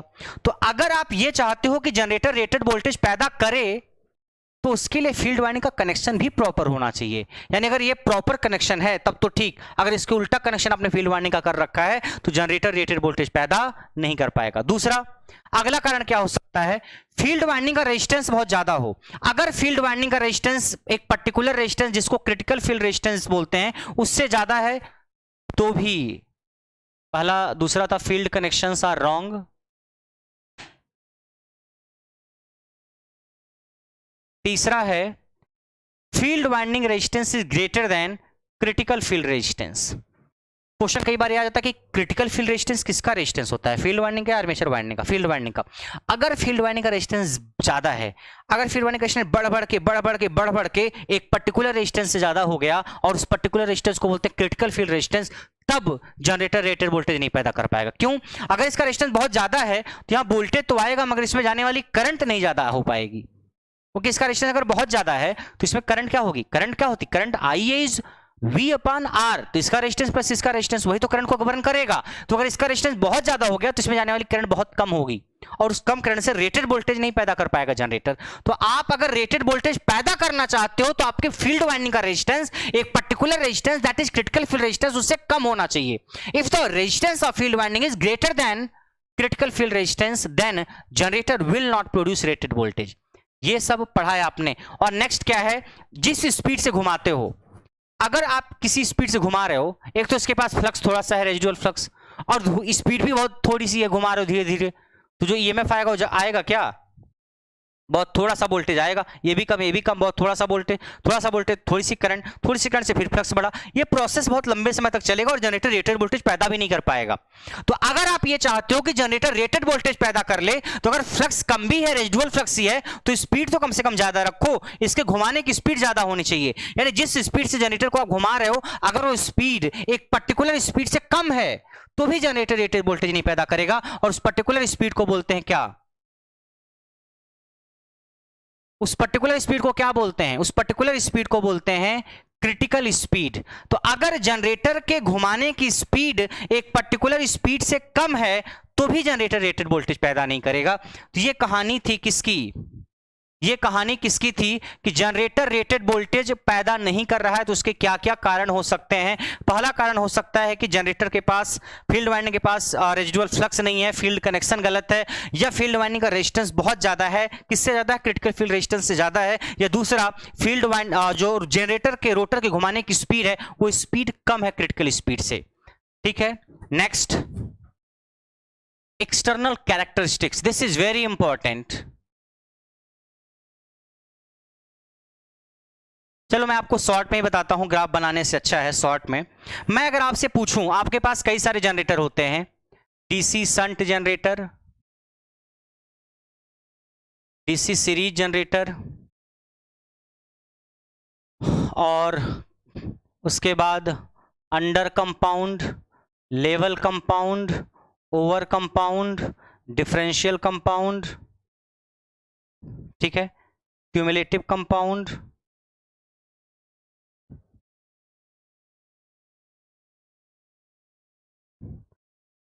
ठीक है।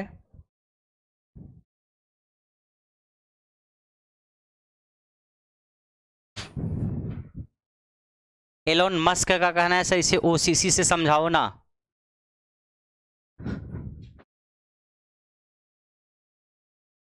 देखो इसका ग्राफ ऐसा होता है कुछ, ग्राफ आप देखोगे फिर आपको पहले से जानकारी होनी चाहिए।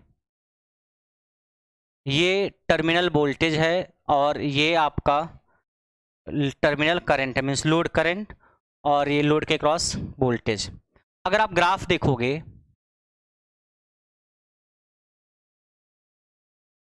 तो मान लो एक पर्टिकुलर करंट पे कुछ वोल्टेज है आपका, अगर आप ग्राफ बनाओगे तो लेवल का ग्राफ कुछ ऐसे आता है, यानी IL जब जीरो है, भाई IL बराबर होता है लगभग IA के, अगर ये जीरो है तो जो वोल्टेज है नो लोड पे वही वोल्टेज है फुल लोड पे, ये है लेवल, ठीक है। इसके नीचे आता है अंडर, अंडर में क्या है, जब IL IA जीरो है तब जो वोल्टेज है, और ये फुल लोड मान लीजिए करंट है आपकी, तब जो आपका वोल्टेज है, तो नो लोड से कम है फुल लोड, लेवल अंडर, ये क्या है आपका ओवर, राइट, ये है आपका संट, ठीक है, और ये है आपका कुछ इस तरीके से सीरीज। संट के बाद आपका ये है क्यूमुलेटिव,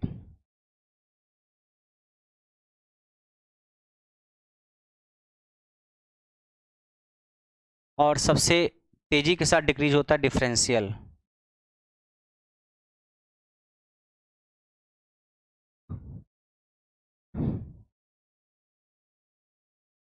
अब आप बस इतना जानो, ग्राफ कैसे आया क्या नहीं आया वो आप पढ़ोगे, मेरा जो मकसद अभी बताना है बस थोड़ी सी चीज मैं बताऊंगा, उससे आप याद रख ले जाओगे। क्या क्वेश्चन आता है कि कहां पे वोल्टेज रेगुलेशन पॉजिटिव होता है और कहां पे वोल्टेज रेगुलेशन नेगेटिव होता है, तो आप बताओ वोल्टेज रेगुलेशन होता क्या है, no load voltage minus full load voltage upon full load voltage, यही तो होता है, no load voltage minus full load voltage upon full load voltage, that is your percentage voltage regulation. अगर कहीं पे वोल्टेज रेगुलेशन पॉजिटिव है, इसका मतलब क्या, अगर कहीं पे वोल्टेज रेगुलेशन पॉजिटिव है, इसका मतलब क्या, no load voltage full load voltage से ज्यादा है, ध्यान से जरा सुनना, no load voltage full load voltage से ज्यादा है। अगर मैं कहूं कहीं पे वोल्टेज रेगुलेशन नेगेटिव है, इसका क्या मतलब है, वोल्टेज रेगुलेशन नेगेटिव का मतलब ये ज्यादा और ये कम है, ये ज़्यादा और ये कम है, मीन्स नो लोड वोल्टेज कम है और फुल लोड वोल्टेज ज़्यादा है। और अगर मैं कहूँ कहीं पे वोल्टेज रेगुलेशन 0 है, इसका मतलब क्या है, no load voltage is equal to full load voltage. ये कहानी होगी या नहीं होगी? अरे बोलो हाँ या ना, चिंटू थकना नहीं है।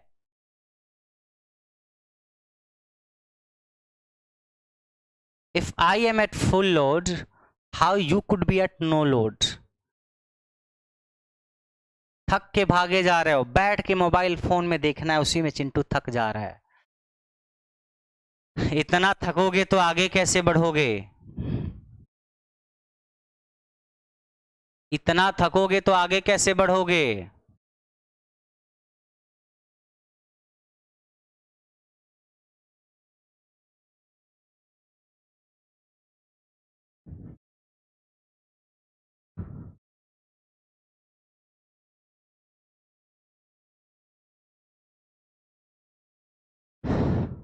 रुकना नहीं, हमें अब कुछ काम करना है। रुकना नहीं, हमें अब कुछ काम करना है। इस जमी से उस आसमां तक नाम करना है। कह दो चांद सितारों से कि निकला न करें वो, रोशनी तो अब तुम्हें करनी है, उन्हें तो अब आराम करना है। अर्णव बोल रहे किशोर कुमार का एक गाना हो जाए सर।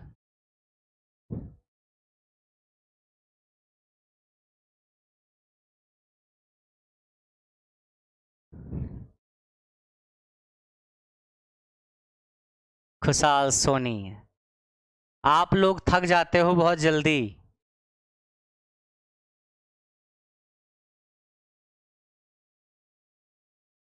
एक दिन मैं एक वीडियो बनाने वाला हूं, पता है क्या? Live video. किस चीज की पता है? गेस करो। निखिल का कहना है बेस्ट शायर award go to Rajkumar sir. एक दिन मैं वीडियोज बनाने वाला हूं, पता है किस चीज की? गेस करो कुछ भी।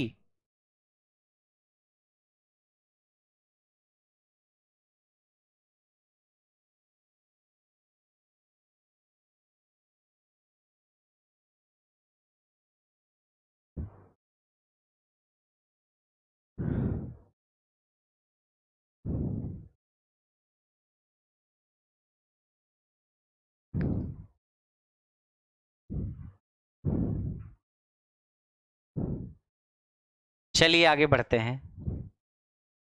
777 का कहना है सर शायरी। शायरी तो बहुत सुनाई आप लोगों को। गेट ट्यूटोरियल्स का कहना है सर डिजिटल के क्वेश्चन सीरीज रिज्यूम कीजिए।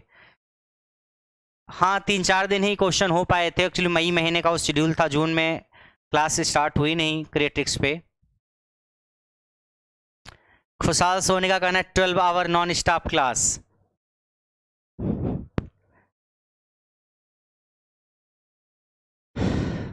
चलिए एक शायरी सुना ही देते हैं आप लोगों को, आप लोगों ने सुनी होगी लेकिन फिर सुनाते हैं आज। राहत इंदौरी की शायरी है, आपने सुनी होगी लेकिन फिर सुनाते हैं एक बार आज। Are you ready? तैयार हो आप?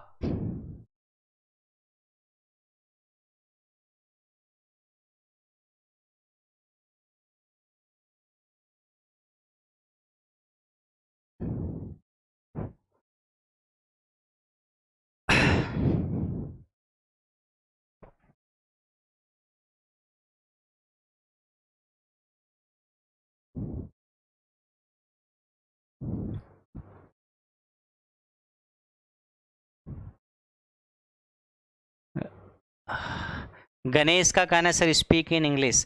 शायरी तो मैं हिंदी में ही सुनाऊंगा, उसको इंग्लिश में सुनाना संभव नहीं है। कि उसकी कत्थई आंखों में है, किसकी? चलो छोड़ो दूसरी सुनाते हैं। नहीं दो सुनाएंगे, एक अभी एक 10 मिनट बाद। एक अभी सुनाएंगे और एक 10 मिनट बाद। पहले कोई और सुनाते हैं, मार्कर रख दें। दो सुनाएंगे, एक अभी और एक थोड़ी देर बाद। कि गुरूर उस पे बहुत सजता है मगर कह दो, गुरूर मीन्स घमंड, ईगो, प्राइड। गुरूर उस पे बहुत सजता है मगर कह दो, इसी में उसका भला है, गुरूर कम कर दे। गुरूर चिंटू कह रहा है बबली के लिए, जाओ कह दो उससे कि गुरूर उस पे बहुत सस्ता है, मगर कह दो इसी में उसका भला है, गुरूर कम कर दे। यहां लिबास की कीमत है, आदमी की नहीं। यहां लिबास मीन्स क्लोथ, यहां लिबास की कीमत है, आदमी की नहीं। मुझे ग्लास बढ़ा दे, शराब कम कर दे।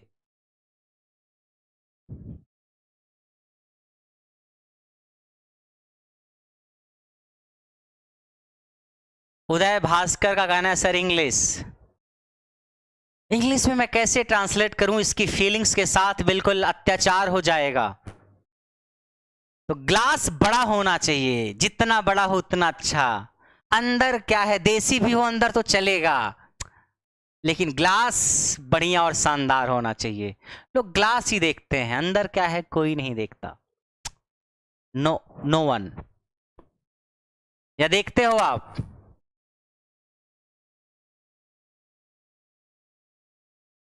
प्रबीर हल्दर, कुशाल सोनी। अंदर की सुंदरता से किसी को क्या लेना। यहां तो एक चेहरे पे कई चेहरे लगा के बैठे हैं वाली कहावत है। एक चेहरे पे कई चेहरे लगा के बैठे हैं, जहां पे जिस चेहरे की जरूरत पड़ती है वो मुखौटा लगा लेते हैं। यही दुनिया है। मैं जब बहुत छोटा हुआ करता था, मुझे लगता था हर इंसान मेरे जैसा ही है, या हर इंसान दिल का अच्छा होता है। मगर आगे बढ़ने के बाद पता चला, आप भी सीखोगे, आपने सीखा होगा कि in this world there are many types of people. अच्छे भी हैं, बुरे भी हैं। और कुछ चीज़ें आप जब खुद सीखते हो तभी उसका मतलब समझ में आता है। एक कहावत है ना, the knowledge comes from the experience. अगर कोई चीज़ मैं आपसे 10 बार कहूँ तो आपको समझ में नहीं आएगी, 11वीं बार आपके साथ हो गई वो चीज़ तो फिर आपको समझ में आ जाएगा, हाँ ऐसा नहीं करना चाहिए। तो फरेबी, जालसाज, फ्रॉड, बहुत सारे लोग इस दुनिया में भरे पड़े हैं। लेकिन आप इस दुनिया को खूबसूरत बनाने में योगदान दोगे, एक बेहतर जगह बनाने में योगदान दोगे, एक बेहतर सोसाइटी तैयार करने में आप जरूर बढ़ चढ़ के भागीदारी लोगे, ये मेरा विश्वास है। अर्नब बोल रहे चेहरा है या चांद।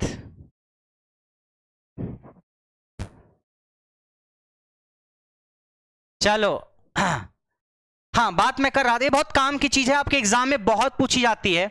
अगर मैं कहूं वोल्टेज रेगुलेशन पॉजिटिव है, इसका मतलब this is high this is low. अगर मैं कहूं voltage regulation is negative, it means this is high this is low. If voltage regulation is zero then this is equal to this. अब याद कैसे रहोगे आप? याद रखो, ऑपरेटिंग सिस्टम ओवर में और सीरीज में वोल्टेज रेगुलेशन क्या होता है? ओवर में और सीरीज में वोल्टेज रेगुलेशन होता है negative. Level compound DC generator में वोल्टेज रेगुलेशन होता है जीरो।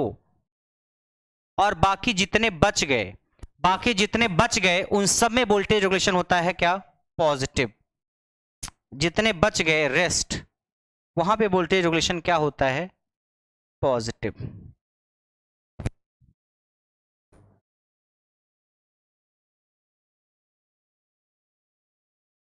गर्वित बोलो, इफ ओवर और सीरीज में वोल्टेज रेगुलेशन नेगेटिव होता है। देखो जरा, सीरीज में this is no load voltage and this is full load voltage. No load voltage से ज्यादा है full load voltage. Full load voltage high, no load voltage low, that's why negative. Series में over में this is no load voltage and this is full load voltage. Full load voltage is high then no load voltage, that's why voltage regulation is negative. Level में no load voltage and full load voltage is equal, that's why voltage regulation is zero. Except these three in every DC generator voltage regulation is positive. देखो चाहे under हो चाहे under में, देखो this is no load this is full load, full load कम है no load ज्यादा है, this is no load this is full load, this is no load this is full load. तो बाकी जितने बच्चे आपके, चाहे वो संट हो, चाहे वो आपका क्यूमुलेटिव हो, चाहे आपका अंडर कंपाउंड हो, उन सब में वोल्टेज रेगुलेशन पॉजिटिव होता है। क्वेश्चन ये आपके एग्जाम में आता है, क्वेश्चन ये आपके एग्जाम में होता है कि वोल्टेज रेगुलेशन कहां पॉजिटिव कहां नेगेटिव। तो याद कहां रखोगे? ओ एन एस, बस। O means over compound DC generator, S means series compound DC generator. यहां वोल्टेज रेगुलेशन नेगेटिव होता है। लेवल में वोल्टेज रेगुलेशन क्या होता है? जीरो होता है, बाकी जितने बच गए सब में वोल्टेज रेगुलेशन पॉजिटिव होता है। फिर क्वेश्चन आता है किस जनरेटर में नो लोड वोल्टेज ज्यादा होता है, कहां फुल लोड ज्यादा होता है, कहां दोनों बराबर होते हैं। तो अरे जहां वोल्टेज रेगुलेशन पॉजिटिव है, जहां वोल्टेज रेगुलेशन पॉजिटिव है इसका मतलब नो लोड ज्यादा है फुल लोड से, और जहां वोल्टेज रेगुलेशन निगेटिव है इसका मतलब ये ज्यादा ये कम है। तो वोल्टेज रेगुलेशन आप अगर याद रख सकते हो किसका पॉजिटिव किसका नेगेटिव है, तो वहां से आप बड़े आराम से याद रख लोगे, where no load is high voltage, where full load voltage is high. तो याद रखो केवल O और S, ओवर कंपाउंड और सीरीज का। और इसमें भी क्वेश्चन आता है कि सबसे ज्यादा खराब वोल्टेज रेगुलेशन किसका होता है, वर्स्ट वोल्टेज रेगुलेशन, वर्स्ट सबसे खराब। Ideally voltage regulation should be zero, but ज्यादा अगर वोल्टेज रेगुलेशन है दैट इज नॉट गुड। सबसे ज्यादा किसका है, वर्स्ट सीरीज का। सीरीज का वोल्टेज रेगुलेशन सबसे खराब होता है, लगभग कितना होता है 90% के आसपास, और वो भी माइनस में, माइनस 90% के आसपास। सीरीज का माइनस में तो होता ही है और 90% के आसपास होता है, मींस वेरी हाई, वर्स्ट। कई बार आपके एग्जाम में पूछा गया which are the following has worst voltage regulation. Worst means maximum, वो चाहे नेगेटिव में मैक्सिमम हो चाहे पॉजिटिव में मैक्सिमम हो, ठीक है। ये एसएससी जेईई में भी 1-2 साल पहले पूछा गया था, तो याद रहेगा आपको। तो याद केवल ये रखो O and S, यहां पे नेगेटिव, नेगेटिव का मतलब ये ज्यादा ये कम, बाकी हर जगह लेवल में वोल्टेज रेगुलेशन जीरो, यानी ये बराबर, बाकी हर जगह वोल्टेज रेगुलेशन पॉजिटिव, मींस ये ज्यादा और ये कम। अब आइए बात करते हैं किसकी, लैप वाइंडिंग और वेव वाइंडिंग में कुछ डिफरेंस है, and the difference is very very important. Lap winding और वेव वाइंडिंग में 4-5 डिफरेंस है, and that is very very important. आपके एग्जाम के लिए बिल्कुल जैकपॉट पॉइंट है वो। लैप और वेव में अंतर, पहला this is lap winding, this is wave winding. क्या क्या अंतर है, पहला लैप वाइंडिंग में the number of parallel path is equal to number of pole, but here the number of parallel path is always equal to 2। Here it is used for high current, for high current lap winding is used, and this is used for high voltage, for high voltage। कई बार exam में आता है कि ऐसा ऐसा ऐसा ऐसा ऐसा ऐसा ऐसा है और हम हाई वोल्टेज पैदा करना चाहते हैं, तो कौन सी वाइंडिंग होनी चाहिए, हाई वोल्टेज के लिए वेब, और अगर हाई करंट पैदा करना चाहते हैं तो लैप। याद कैसे रखेंगे सर, अरे वेब में वी आ रहा है कि नहीं आ रहा है, WAVE, V means voltage, high voltage, and this is high current. Number of parallel path is always number of pole, A is equal to 2। number of brushes is always equal to number of pole। suppose there is a 4 pole lap connected DC machine, so number of brushes will be 4। and in wave winding the number of brushes is always equal to 2। number of brushes are always equal to 2। number of brushes pole के बराबर, number of brushes 2। here equalizer ring is used, equalizer ring is used, and what is the purpose, for the uniform distribution of voltage or to stop the flow of circulating current। equalizer ring is used to stop the flow of circulating current or for the uniform distribution of voltage। here no equalizer ring is used, no equalizer ring is used। here no need of dummy coil, no need of dummy coil, but here dummy coil is used, here dummy coil is used for the mechanical balancing। Dummy coil में कोई current वगैरह ना तो देते हैं ना तो voltage induce होता है, वो केवल मैकेनिकल बैलेंसिंग के लिए होती है, बस। किसके लिए होती है, मैकेनिकल बैलेंसिंग के लिए। सो क्वेश्चन आता है डमी कॉइल कहां यूज करते हैं, लैप में, वेव में, कहीं नहीं, या दोनों में। तो आपका आंसर होगा वेव में। किस पर्पज के लिए, for the mechanical balancing. Equaliser ring कहां यूज करते हैं, लैप में, वेव में, कहीं नहीं, या दोनों में। तो इक्वलाइजर रिंग लैप में यूज करते हैं, क्यों, for the uniform distribution of voltage. If there are many parallel path, तो जितने भी पैरेलल पाथ होंगे ना, समय वोल्टेज बराबर होना चाहिए, पैरेलल में वोल्टेज बराबर होता है। बट अगर कई बार वोल्टेज बराबर नहीं होता तो उस वोल्टेज को बराबर करने के लिए हम यूज करते हैं इक्वलाइजर रिंग का। अगर वोल्टेज बराबर नहीं होता करंट आएगी, दैट इज सर्कुलेटिंग करंट। तो इस सर्कुलेटिंग करंट को स्टॉप करने के लिए या वोल्टेज को बराबर रखने के लिए हम यूज करते हैं क्या, इक्वलाइजर रिंग का। So this is difference between lap and wave. Number of parallel path, this is P, high current and low voltage, this is high voltage and low current. Brushes is equal to number of pole always, brushes is equal to 2. Equalizer ring is used for the uniform distribution of voltage, no equalizer ring, no need of dummy coil, here dummy coil is used for the mechanical balancing। बोलो हाँ या ना। मिलन का कहना है sir appreciate your effort, thank you so much Milan. जिसको दिखता है सर मेहनत कर रहे हैं। ये लैप और वेव वाइंडिंग में डिफरेंस था। क्वेश्चन आता है what is armature reaction, what is armature reaction, tell me. The effect of armature flux on the field flux is called armature reaction. The effect of armature flux on the field flux is called armature reaction. Armature reaction की वजह से flux थोड़ा सा घट जाता है। Armature reaction की वजह से फ्लक्स क्या हो जाता है, घट जाता है। ठीक है, क्वेश्चन आता है कि what is GNA and what is MNA, what is GNA and what is MNA, geometric neutral axis and magnetic neutral axis. Suppose this is north pole, this is south pole, suppose this is your axis, this is geometric neutral axis। अगर हमारी DC machine no load पे है, अगर हमारी DC machine किस पे है, no load पे, या अगर हम कहें कि हमने आर्मेचर रिएक्शन को नेग्लेक्ट कर दिया, अगर हम आर्मेचर रिएक्शन को नेग्लेक्ट कर दें या ये बोलें कि डीसी मशीन नो लोड पे है, तो GNA और MNA कोइंसाइड करते हैं। GNA और MNA क्या करते हैं, कोइंसाइड। जिस दिशा में GNA उसी दिशा में MNA। व्हाट इज GNA, अगर हम कहें कि हमने आर्मेचर रिएक्शन को नेग्लेक्ट कर दिया, तब जो न्यूट्रल एक्सिस होता है that is called GNA, geometric neutral axis. और अगर हम आर्मेचर रिएक्शन को कंसीडर करें तब जो न्यूट्रल एक्सिस होता है दैट इज MNA। मान लीजिए GNA इधर है और MNA इधर है, this is GNA, this is MNA। GNA is neutral axis, MNA is also neutral axis, but GNA तब का न्यूट्रल एक्सिस है जब हम ये मान के चलते हैं कि आर्मेचर रिएक्शन का इफेक्ट कुछ नहीं, हमने उसको हटा दिया, तब जो न्यूट्रल एक्सिस है दैट इज GNA। और अगर हम आर्मेचर रिएक्शन के इफेक्ट को कंसीडर करें तब जो न्यूट्रल एक्सिस होगा that will be MNA, magnetic neutral axis. So when armature reaction is taken then the neutral axis is this one, when armature reaction is neglected then the neutral axis is this one। Question आता है कि जो neutral axis है ये घूमता किधर है, magnetic neutral axis किधर घूमता है, ये तो आपको पता है। अगर नो लोड पे है तो GNA and MNA will coincide, will overlap, and if machine is loaded then GNA and MNA will be in different direction। So in which direction your neutral axis rotates, or in which direction your MNA rotates? If machine is unloaded, GNA MNA in same direction, now MNA is in this direction। so किस direction में घूमता है neutral axis? Nitesh का कहना है class कब तक चलेगी, 10 मिनट और, 10 मिनट और चलेगी आपकी क्लास, ज्यादा लंबी नहीं। अर्नव का कहना really appreciating, yes Jitendra Kumar is right. अगर आपका डीसी जनरेटर है तो डीसी जनरेटर जिधर घूमेगा उसी दिशा में आपका न्यूट्रल एक्सिस घूमेगी। Means the neutral axis rotates in the direction of rotation of generator.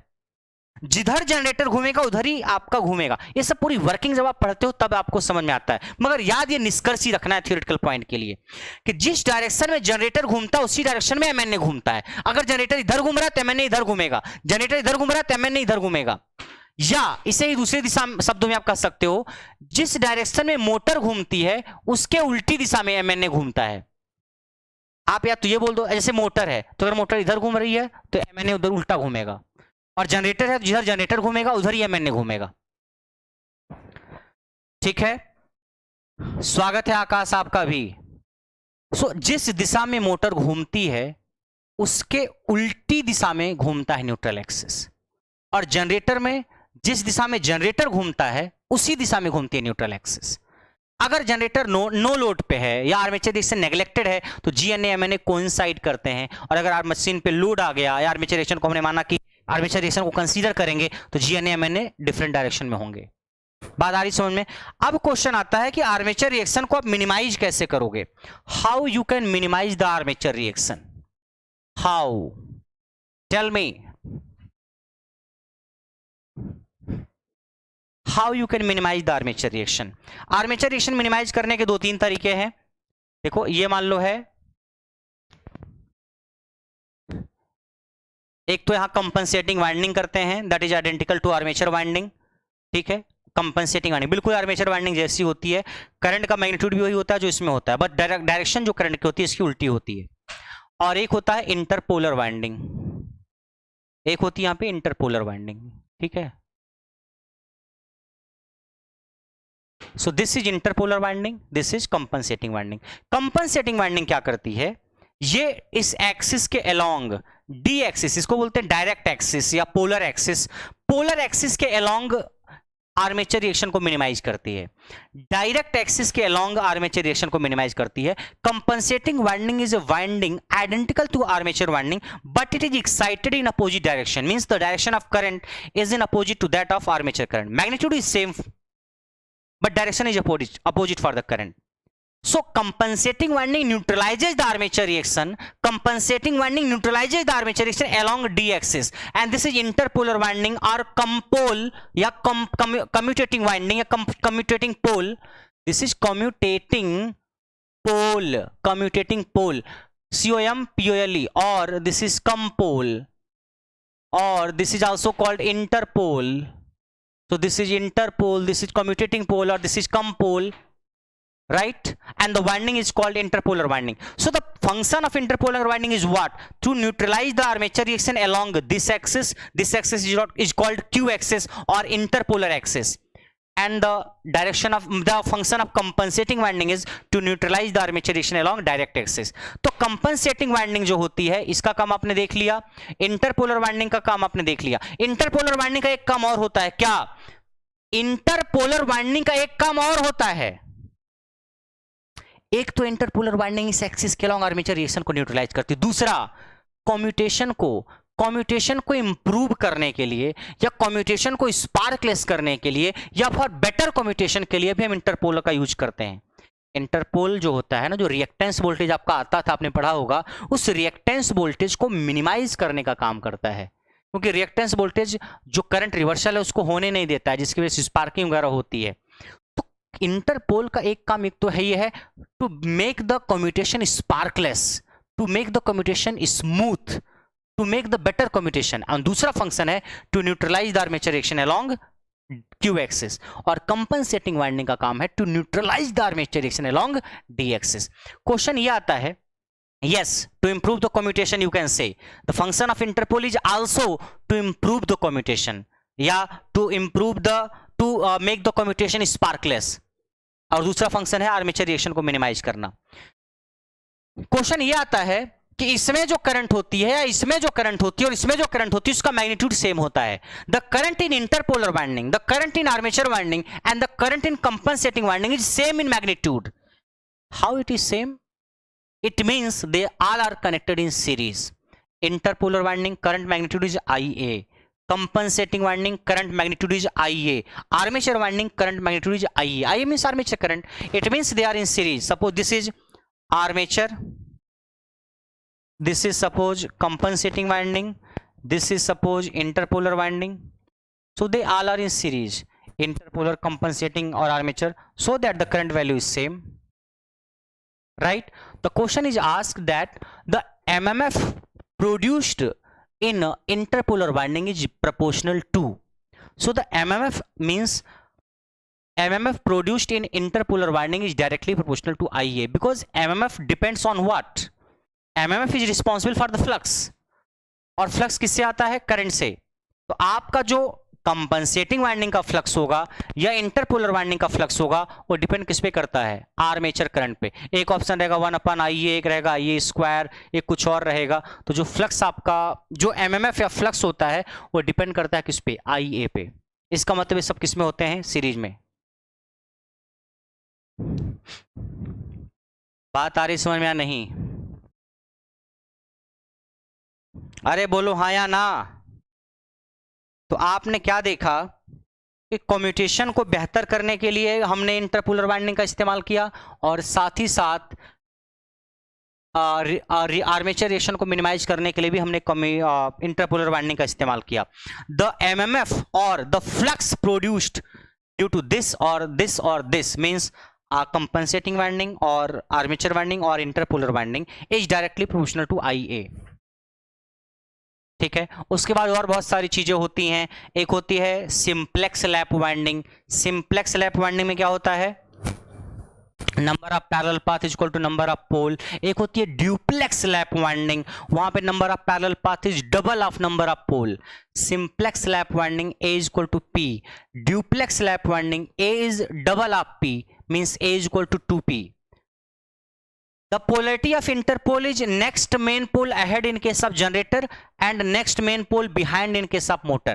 आप अगर इसको समझ सकते हो तो मैंने बोल दिया, the polarity of interpole is next main pole ahead. अगर मान लीजिए जनरेटर है, ऐसे ऐसे घूम रहा है, इसकी पोलरिटी पता करनी है, जिधर जनरेटर घूम रहा है ना, जस्ट अगला पोल देखो, ये मान लो साउथ है तो साउथ होगा, मान लो इसकी पोलरिटी पता करनी है, जनरेटर ऐसे ऐसे घूम रहा है, तो जस्ट अगला पोल कौन सा, ये जो पोल होगा वो यहां छाप दो।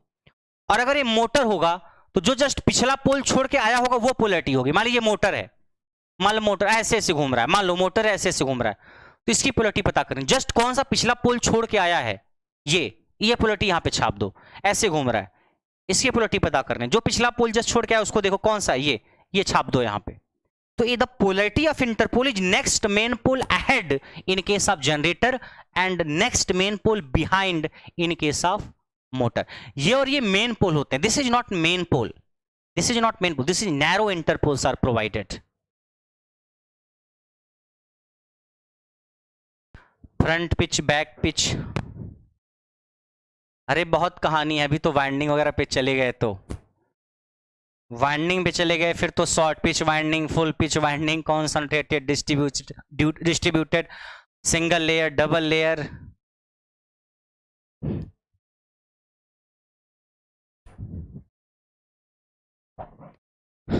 यहां तक जो पढ़ाया गया इसमें कोई डाउट है तो बताओ, जो आज पढ़ाया गया इसमें कोई डाउट है तो बताइए।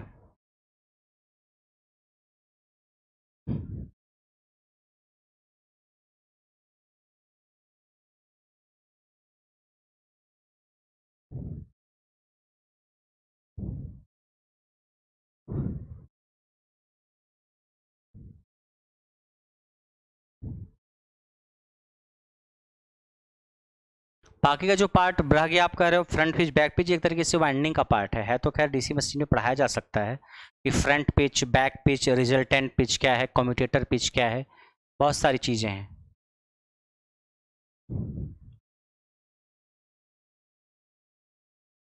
थक गए हो क्या आप लोग? बिजॉय दास का कहना सर बैक ईएमएफ के बारे में, बैक ईएमएफ तो शुरू में ही बता दिया, बाकी जब आप कभी डिटेल में मशीन पढ़ोगे तो आपको बैक ईएमएफ के बारे में बताएंगे। रोहित चौधरी का कहना है सर कल से फुल कोर्स स्टार्ट होगा क्या? एसएससी जेई का यूट्यूब पे कल से लक्ष्य बैच स्टार्ट हो रहा है, जिसमें एक तरीके से क्रैश कोर्स टाइप का है, जितना सिलेबस हो पाएगा एसएससी जेई के एग्जाम तक को करा दिया जाएगा। निखिल बोले सर आपने पढ़ाया और कोई डाउट हो, इस गुंजाइश ही नहीं। क्लास टाइमिंग सर, कल की मेरी क्लास की जो टाइमिंग होगी वो 10 से 11 होगी, कल से मशीन की जो मेरे क्लास की टाइमिंग होगी वो है 10 से 11 रात में, यूट्यूब पे एसएससी जेई वाला जो चैनल है आप सर्च करना अनअकैडमी एसएससी जेई, वहां पे मिलेगा, ठीक है। तो उस पर जो एक तरीके से दौड़ा भगा के चीजें समझाई जा सकती हैं उतना काम आपका हो जाएगा। आकाश यादव बोल रहे हैं हाय सर। तो आज जो डीसी मशीन रिवाइज कराई गई कुछ तो पल्ले आपको पड़ा होगा, एक तरीके से अगर आप आंखें बंद करके वीडियो चला लो और यूट्यूब पे और सुनते रहो, और आपने अगर पढ़ाया तो आपका रिकॉल होता जाएगा, सब कुछ रिकॉल होता जाएगा। नितेश बोल रहे हैं एसएससी जेई की टाइमिंग क्या होगी? टाइमिंग आप कल देख लेना किस टाइम पे क्या क्लास हो रही है। मेरी क्लास की टाइमिंग 10 से 11 PM है, बाकी इलेक्ट्रिकल की क्लासेज आई थिंक 5 से 6 और 6 से 7 हैं, ठीक है।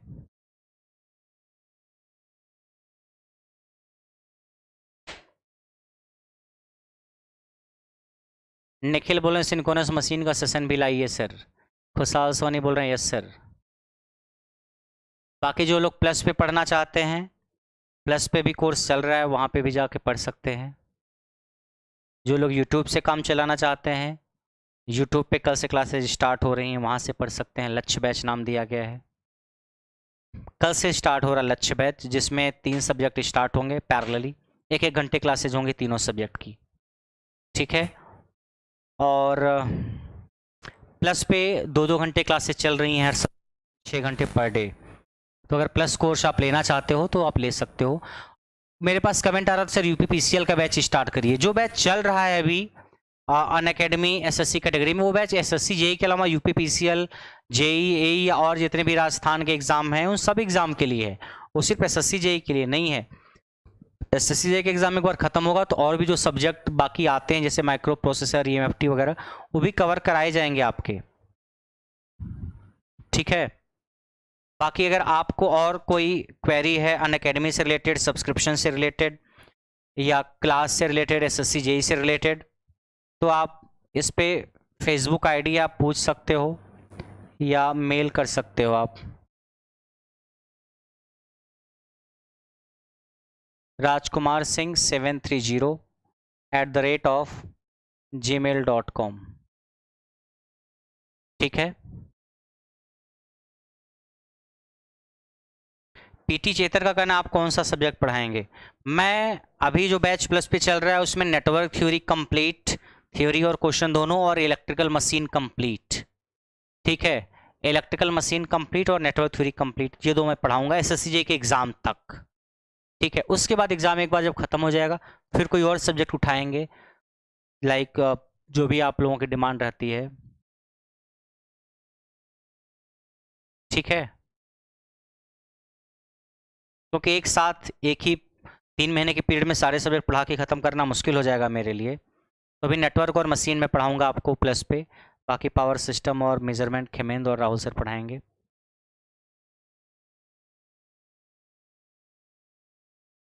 अरे बोलो हाँ या ना। चिंटू का सर पसीना आ रहा है, थक गए हैं, आवाज नहीं निकल रही है, चिल्ला मैं रहा हूं, थक चिंटू रहा है।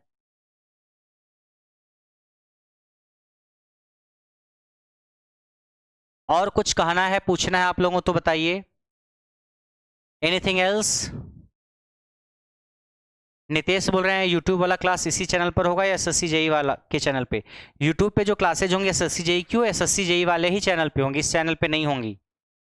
एसएससी जेई या जेईई की जो भी क्लासेज होंगी वो एसएससी जेई वाले चैनल पे ही होंगी। आज के बाद, कल से, आज तक हो रही थी, कल से लक्ष्य बैच स्टार्ट हो रहा है तो एसएससी जेई पे ही चलेगा, तो उस चैनल से जुड़ जाओ, सब्सक्राइब वगैरह कर लो, लिंक दिया होगा। रोहित चौधरी का कहना यूपीपीसीएल एई स्ट्रेटजी, देखिए कल यूपीपीसीएल में नोटिफिकेशन आया है टीजी2 के लिए, टेक्नीशियन के लिए, ग्रेड 2 के लिए यूपीपीसीएल में कल नोटिफिकेशन आ गया, तो हो सकता है कुछ महीने बाद जेई का और एई का भी आ जाए, जेई का और एई का। तो स्ट्रेटजी में क्या है कि आप नॉन टेक्निकल थोड़ा थोड़ा करते चलो, ज़्यादा तो है नहीं, नॉन टेक थोड़ी सी हिंदी और थोड़ी सी जीएस वगैरह है। टेक्निकल आपका अच्छा होना चाहिए। टेक्निकल में क्या पढ़ोगे आप, कई बार पेपर बहुत आसान आता है, जैसे इस बार का पेपर आया था काफ़ी इजी आया था, बहुत टफ नहीं आया था, और ज़्यादा से ज़्यादा ईएस और गेट के क्वेश्चन उठा लेगा वो। तो अगर आप प्रीवियस ईयर के जेई और गेट के ईएस और गेट के क्वेश्चन कर लेते हो और जेई वगैरह के क्वेश्चन कर लेते हो तो टेक्निकल आपका उससे बाहर नहीं जाएगा। ज़्यादा से ज़्यादा गेट के क्वेश्चन कॉपी पेस्ट करके पूछ लेंगे या ईएस वगैरह के कॉपी पेस्ट करेंगे बस, या तो फिर जेई का जो चल रहा है क्वेश्चन बेसिक बेसिक वो पूछ सकते हैं कई बार। तो कई बार पेपर टफ आता है, कई बार आसान आता है, टफ में नई क्वेश्चन नहीं, नया क्वेश्चन नहीं डालते हैं वो, वही गेट का कॉपी कर देते हैं।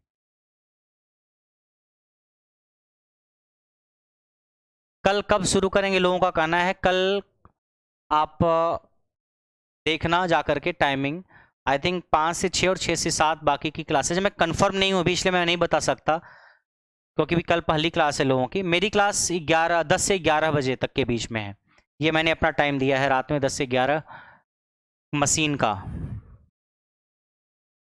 सिंटू सिंह बोल रहे हैं क्या गेट के टफ क्वेश्चन भी आते हैं?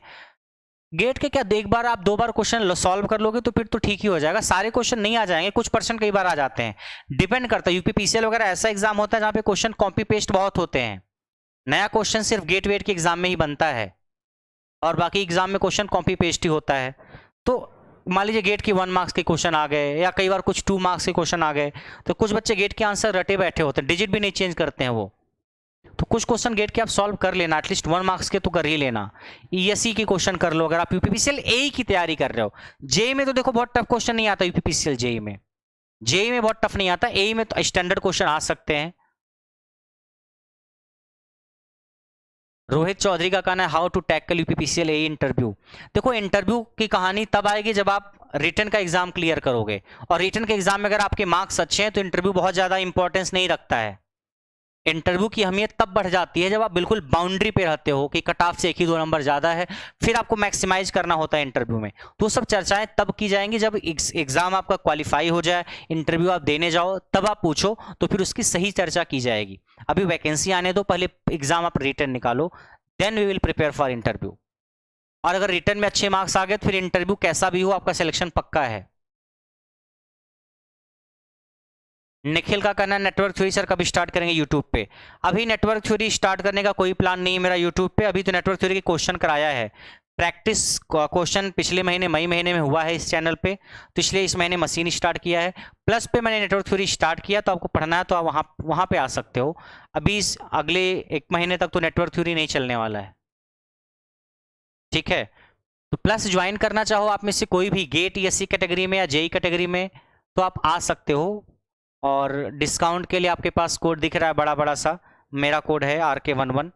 Use this code and get the discount. Akash Yadav बोल रहे हैं UPPCL जेई में बीटेक अप्लाई नहीं कर सकता? नहीं, UPPCL जेई में बीटेक वाले अप्लाई नहीं कर सकते। बीटेक है तो आप AE में अप्लाई कर सकते हो। उत्कर्ष बोल रहे हैं SSC जेई में गेट का आता है? नहीं, SSC जेई में बहुत टफ क्वेश्चन नहीं आते हैं। SSC जेई में इक्का दुक्का क्वेश्चन गेट का आ सकता है, लेकिन सारे क्वेश्चन गेट के नहीं आएंगे। 30 सेकंड का टाइम मिलता है, कहां से गेट का क्वेश्चन कर लोगे? 2 घंटे में 200 क्वेश्चन करने रहते हैं, लगभग 30-35 सेकंड का टाइम मिलता है क्वेश्चन पे। गेट का क्वेश्चन आएगा तो कहां से कर ले जाओगे? कैलकुलेटर तो होता नहीं। मगर कुछ फिक्स्ड पैटर्न के क्वेश्चन, अब क्वेश्चन आ जाए कि क्यूब है, क्यूब में 12 साइड है और हर में एक एक ओम का रेजिस्टेंस लगा है, तो डायगोनली अपोजिट कॉर्नर्स के बीच में इक्विवेलेंट रेजिस्टेंस कितना होगा, तो ये सब तो रटा होना चाहिए कि 5/6 R होता है। तो इस टाइप के कुछ भी स्टैंडर्ड क्वेश्चन आते हैं तो वो सब रटा होना चाहिए। कि कोई क्वेश्चन अच्छा ES में आया तो कॉपी हो सकता है जेई में या किसी एग्जाम में, या गेट में आया वो कॉपी हो सकता है। बाकी जो बेसिक क्वेश्चन है वो तो आएंगे ही आएंगे।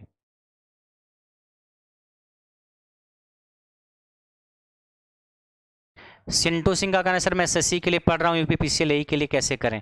पहले SSC के जितने सब्जेक्ट हैं उसको बिल्कुल अच्छे से तैयार करो। जितने सब्जेक्ट SSC जेई के हैं पहले उसको अच्छे से तैयार करो, उसके बाद मैं बताता हूँ क्या करना है। First solve the question of previous year SSC JE exam, फिर उसके बाद मैं बताता हूँ गेट या ES के कैसे क्वेश्चन कहाँ से आपको करने हैं। वो आप मैसेज करके मुझसे पूछना, मैं आपको बताऊंगा। एक बार में सारी इन्फॉर्मेशन दे दी जाती है तो फिर आप हौच पहुंच जाते हो, ये पढ़ें ये पढ़ें ये पढ़ें। अरे एक बार में तो एक ही बुक पढ़ोगे ना, एक बुक पढ़ के खत्म करो, 2 बार 3 बार क्वेश्चन सॉल्व करके, फिर दूसरी उठाओ, फिर तीसरी उठाओ।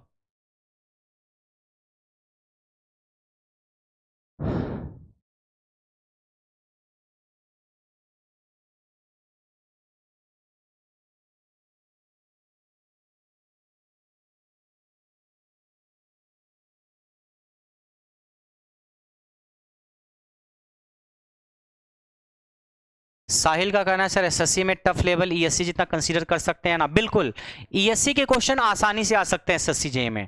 आप ये मान के चलो कि आपका जो टफनेस लेवल SSC जेई का रहेगा वो ESC के प्री के लेवल का रहेगा, ESC का जो एग्जाम है उसके प्री के लेवल का रहेगा। उत्कर्ष बोल रहे हैं UPPCL में एक ही वैकेंसी आ सकती? बिल्कुल आएगी वैकेंसी UPPCL में, AE और जेई दोनों की। अब कब आएगी, महीने बाद 3 महीने बाद, वो बस पता नहीं है, लेकिन आएगी तो काम बहुत तेज होता है। अभी कल परसों में UPPCL में TG2 का नोटिफिकेशन आया और दे रखा है एग्जाम की एक्सपेक्टेड डेट अगस्त लास्ट में। जून में नोटिफिकेशन आया, अगस्त में एग्जाम हो गया 2 महीने में। तो अगर कोरोना की कंडीशन बहुत खराब नहीं हुई तो एग्जाम हो जाएगा अगस्त में।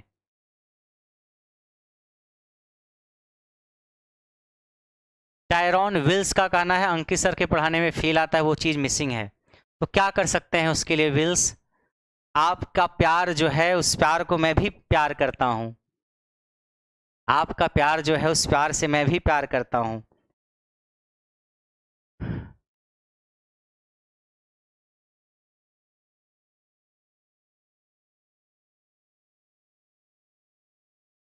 साहिल ओके सर। प्रभाकर बोल रहे हैं JB गुप्ता बुक कैसी है सर? ठीक है, JB गुप्ता बुक AE वगैरह के एग्जाम के लिए बुक अच्छी है, क्वेश्चन का कलेक्शन अच्छा है। For AE exam you can solve that book.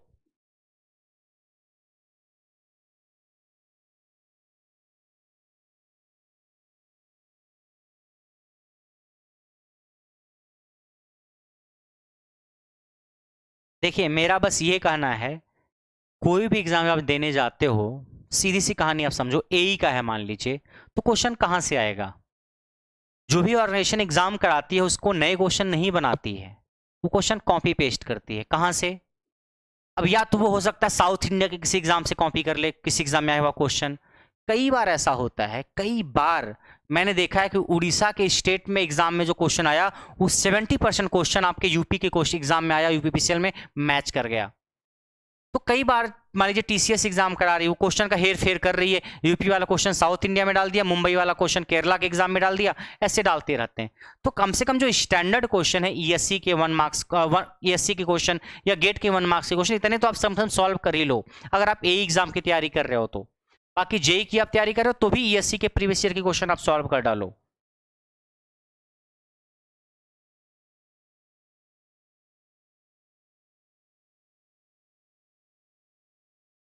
आकाश बोले सर आप मस्त पढ़ाते हैं। निखिल आपके सिखाने की कला हटके है। खुशहाल बोल रहे टैरोन टैरोन विल्स पागल है। नहीं नहीं कोई पागल नहीं, हर आदमी किसको किससे मोहब्बत हो जाए कौन जानता है। हमको किसी और से मोहब्बत हुई, आपको किसी और से मोहब्बत हुई, अरे एक आदमी को दो से भी तो मोहब्बत हो सकती है। आकाश बोल रहे मैं तो आपका एक भी वीडियो मिस नहीं करता। सिंटू सिंह बोल रहे हैं व्हाट्सएप नंबर दे दीजिए सर। मेल आईडी दी है, इस पे आप कांटेक्ट करना, उसके बाद व्हाट्सएप नंबर मांगना आप, या जो भी नंबर वो मैं दे दूंगा, बट कांटेक्ट हियर, बिकॉज यहाँ पे नंबर देने का मतलब है बच्चे कभी भी कुछ भी मैसेज करते हैं, तो जो सिंसियर बच्चे होते हैं वो 2 स्टेप फॉलो करते हैं। पहले मेल आईडी पे मैसेज करते हैं, फिर वहाँ से नंबर मैं दे देता हूँ आपको। नंबर देने में कोई हर्ज नहीं है, ठीक है। अगर आपको कोई क्वेरी है आप मेल करना, उसके बाद हम व्हाट्सएप पे कन्वर्सेशन करेंगे, डोंट वरी।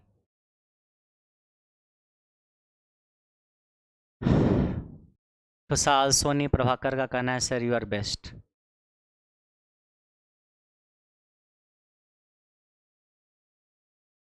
तो खत्म की जाए आज की कहानी या और कुछ कहना है? और कुछ कहना है आप लोगों को, कुछ पूछना है तो बताइए, या खत्म की जाए? रात के 12:30 बज रहे हैं, रात के 12:30 बज रहे हैं, सुबह फिर 11 बजे से मेरी क्लास है। प्रवीर हल्दर का कहना है sir your class is very interesting.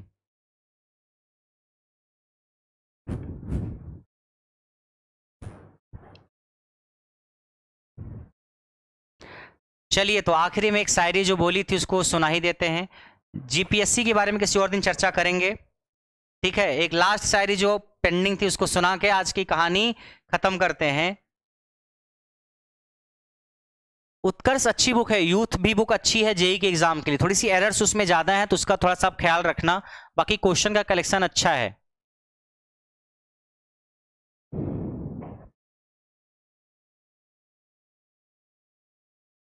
कि उसकी कत्थई आंखों में है जंतर मंतर सब, उसकी जो कत्थई सी आंखें हैं ना सब है उसी में, उसकी कत्थई आंखों में है जंतर मंतर सब, चाकू वाकू छुरियां वुरियां खंजर वंजर सब, जब से वो मुझसे रूठी, जब से वो मुझसे रूठी, मुझसे रूठे रूठे हैं चादर वादर तकिया वकिया बिस्तर विस्तर सब, यानी वो रूठी तो सब रूठ गए। जब से वो मुझसे रूठी, मुझसे रूठे रूठे हैं चादर वादर तकिया वकिया बिस्तर विस्तर सब, मुझसे बिछड़ के वो भी कहां पहले जैसी है, उसका भी मन नहीं लगता है अब, मुझसे बिछड़ के वो भी कहां पहले जैसी है, फीके पड़ गए, फीके पड़ गए कपड़े वपड़े जेवर वेवर सब। तो आज के लिए इतना ही, फिर आपसे मुलाकात होगी कल। टिल देन एंजॉय, और कोई अगर क्वेरी है तो आप कांटेक्ट कर सकते हो, प्लस कोर्स के लिए RK11 कोड का इस्तेमाल कर सकते हो, कोई तकलीफ है तो मैसेज करके आप पूछ सकते हो। बाकी हमारी आपकी मुलाकात हर दिन अब कल से होती रहेगी।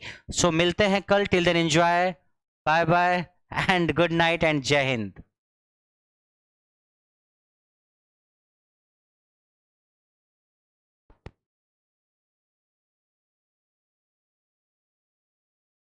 Message here if you have any more doubt. I'm ending the class now.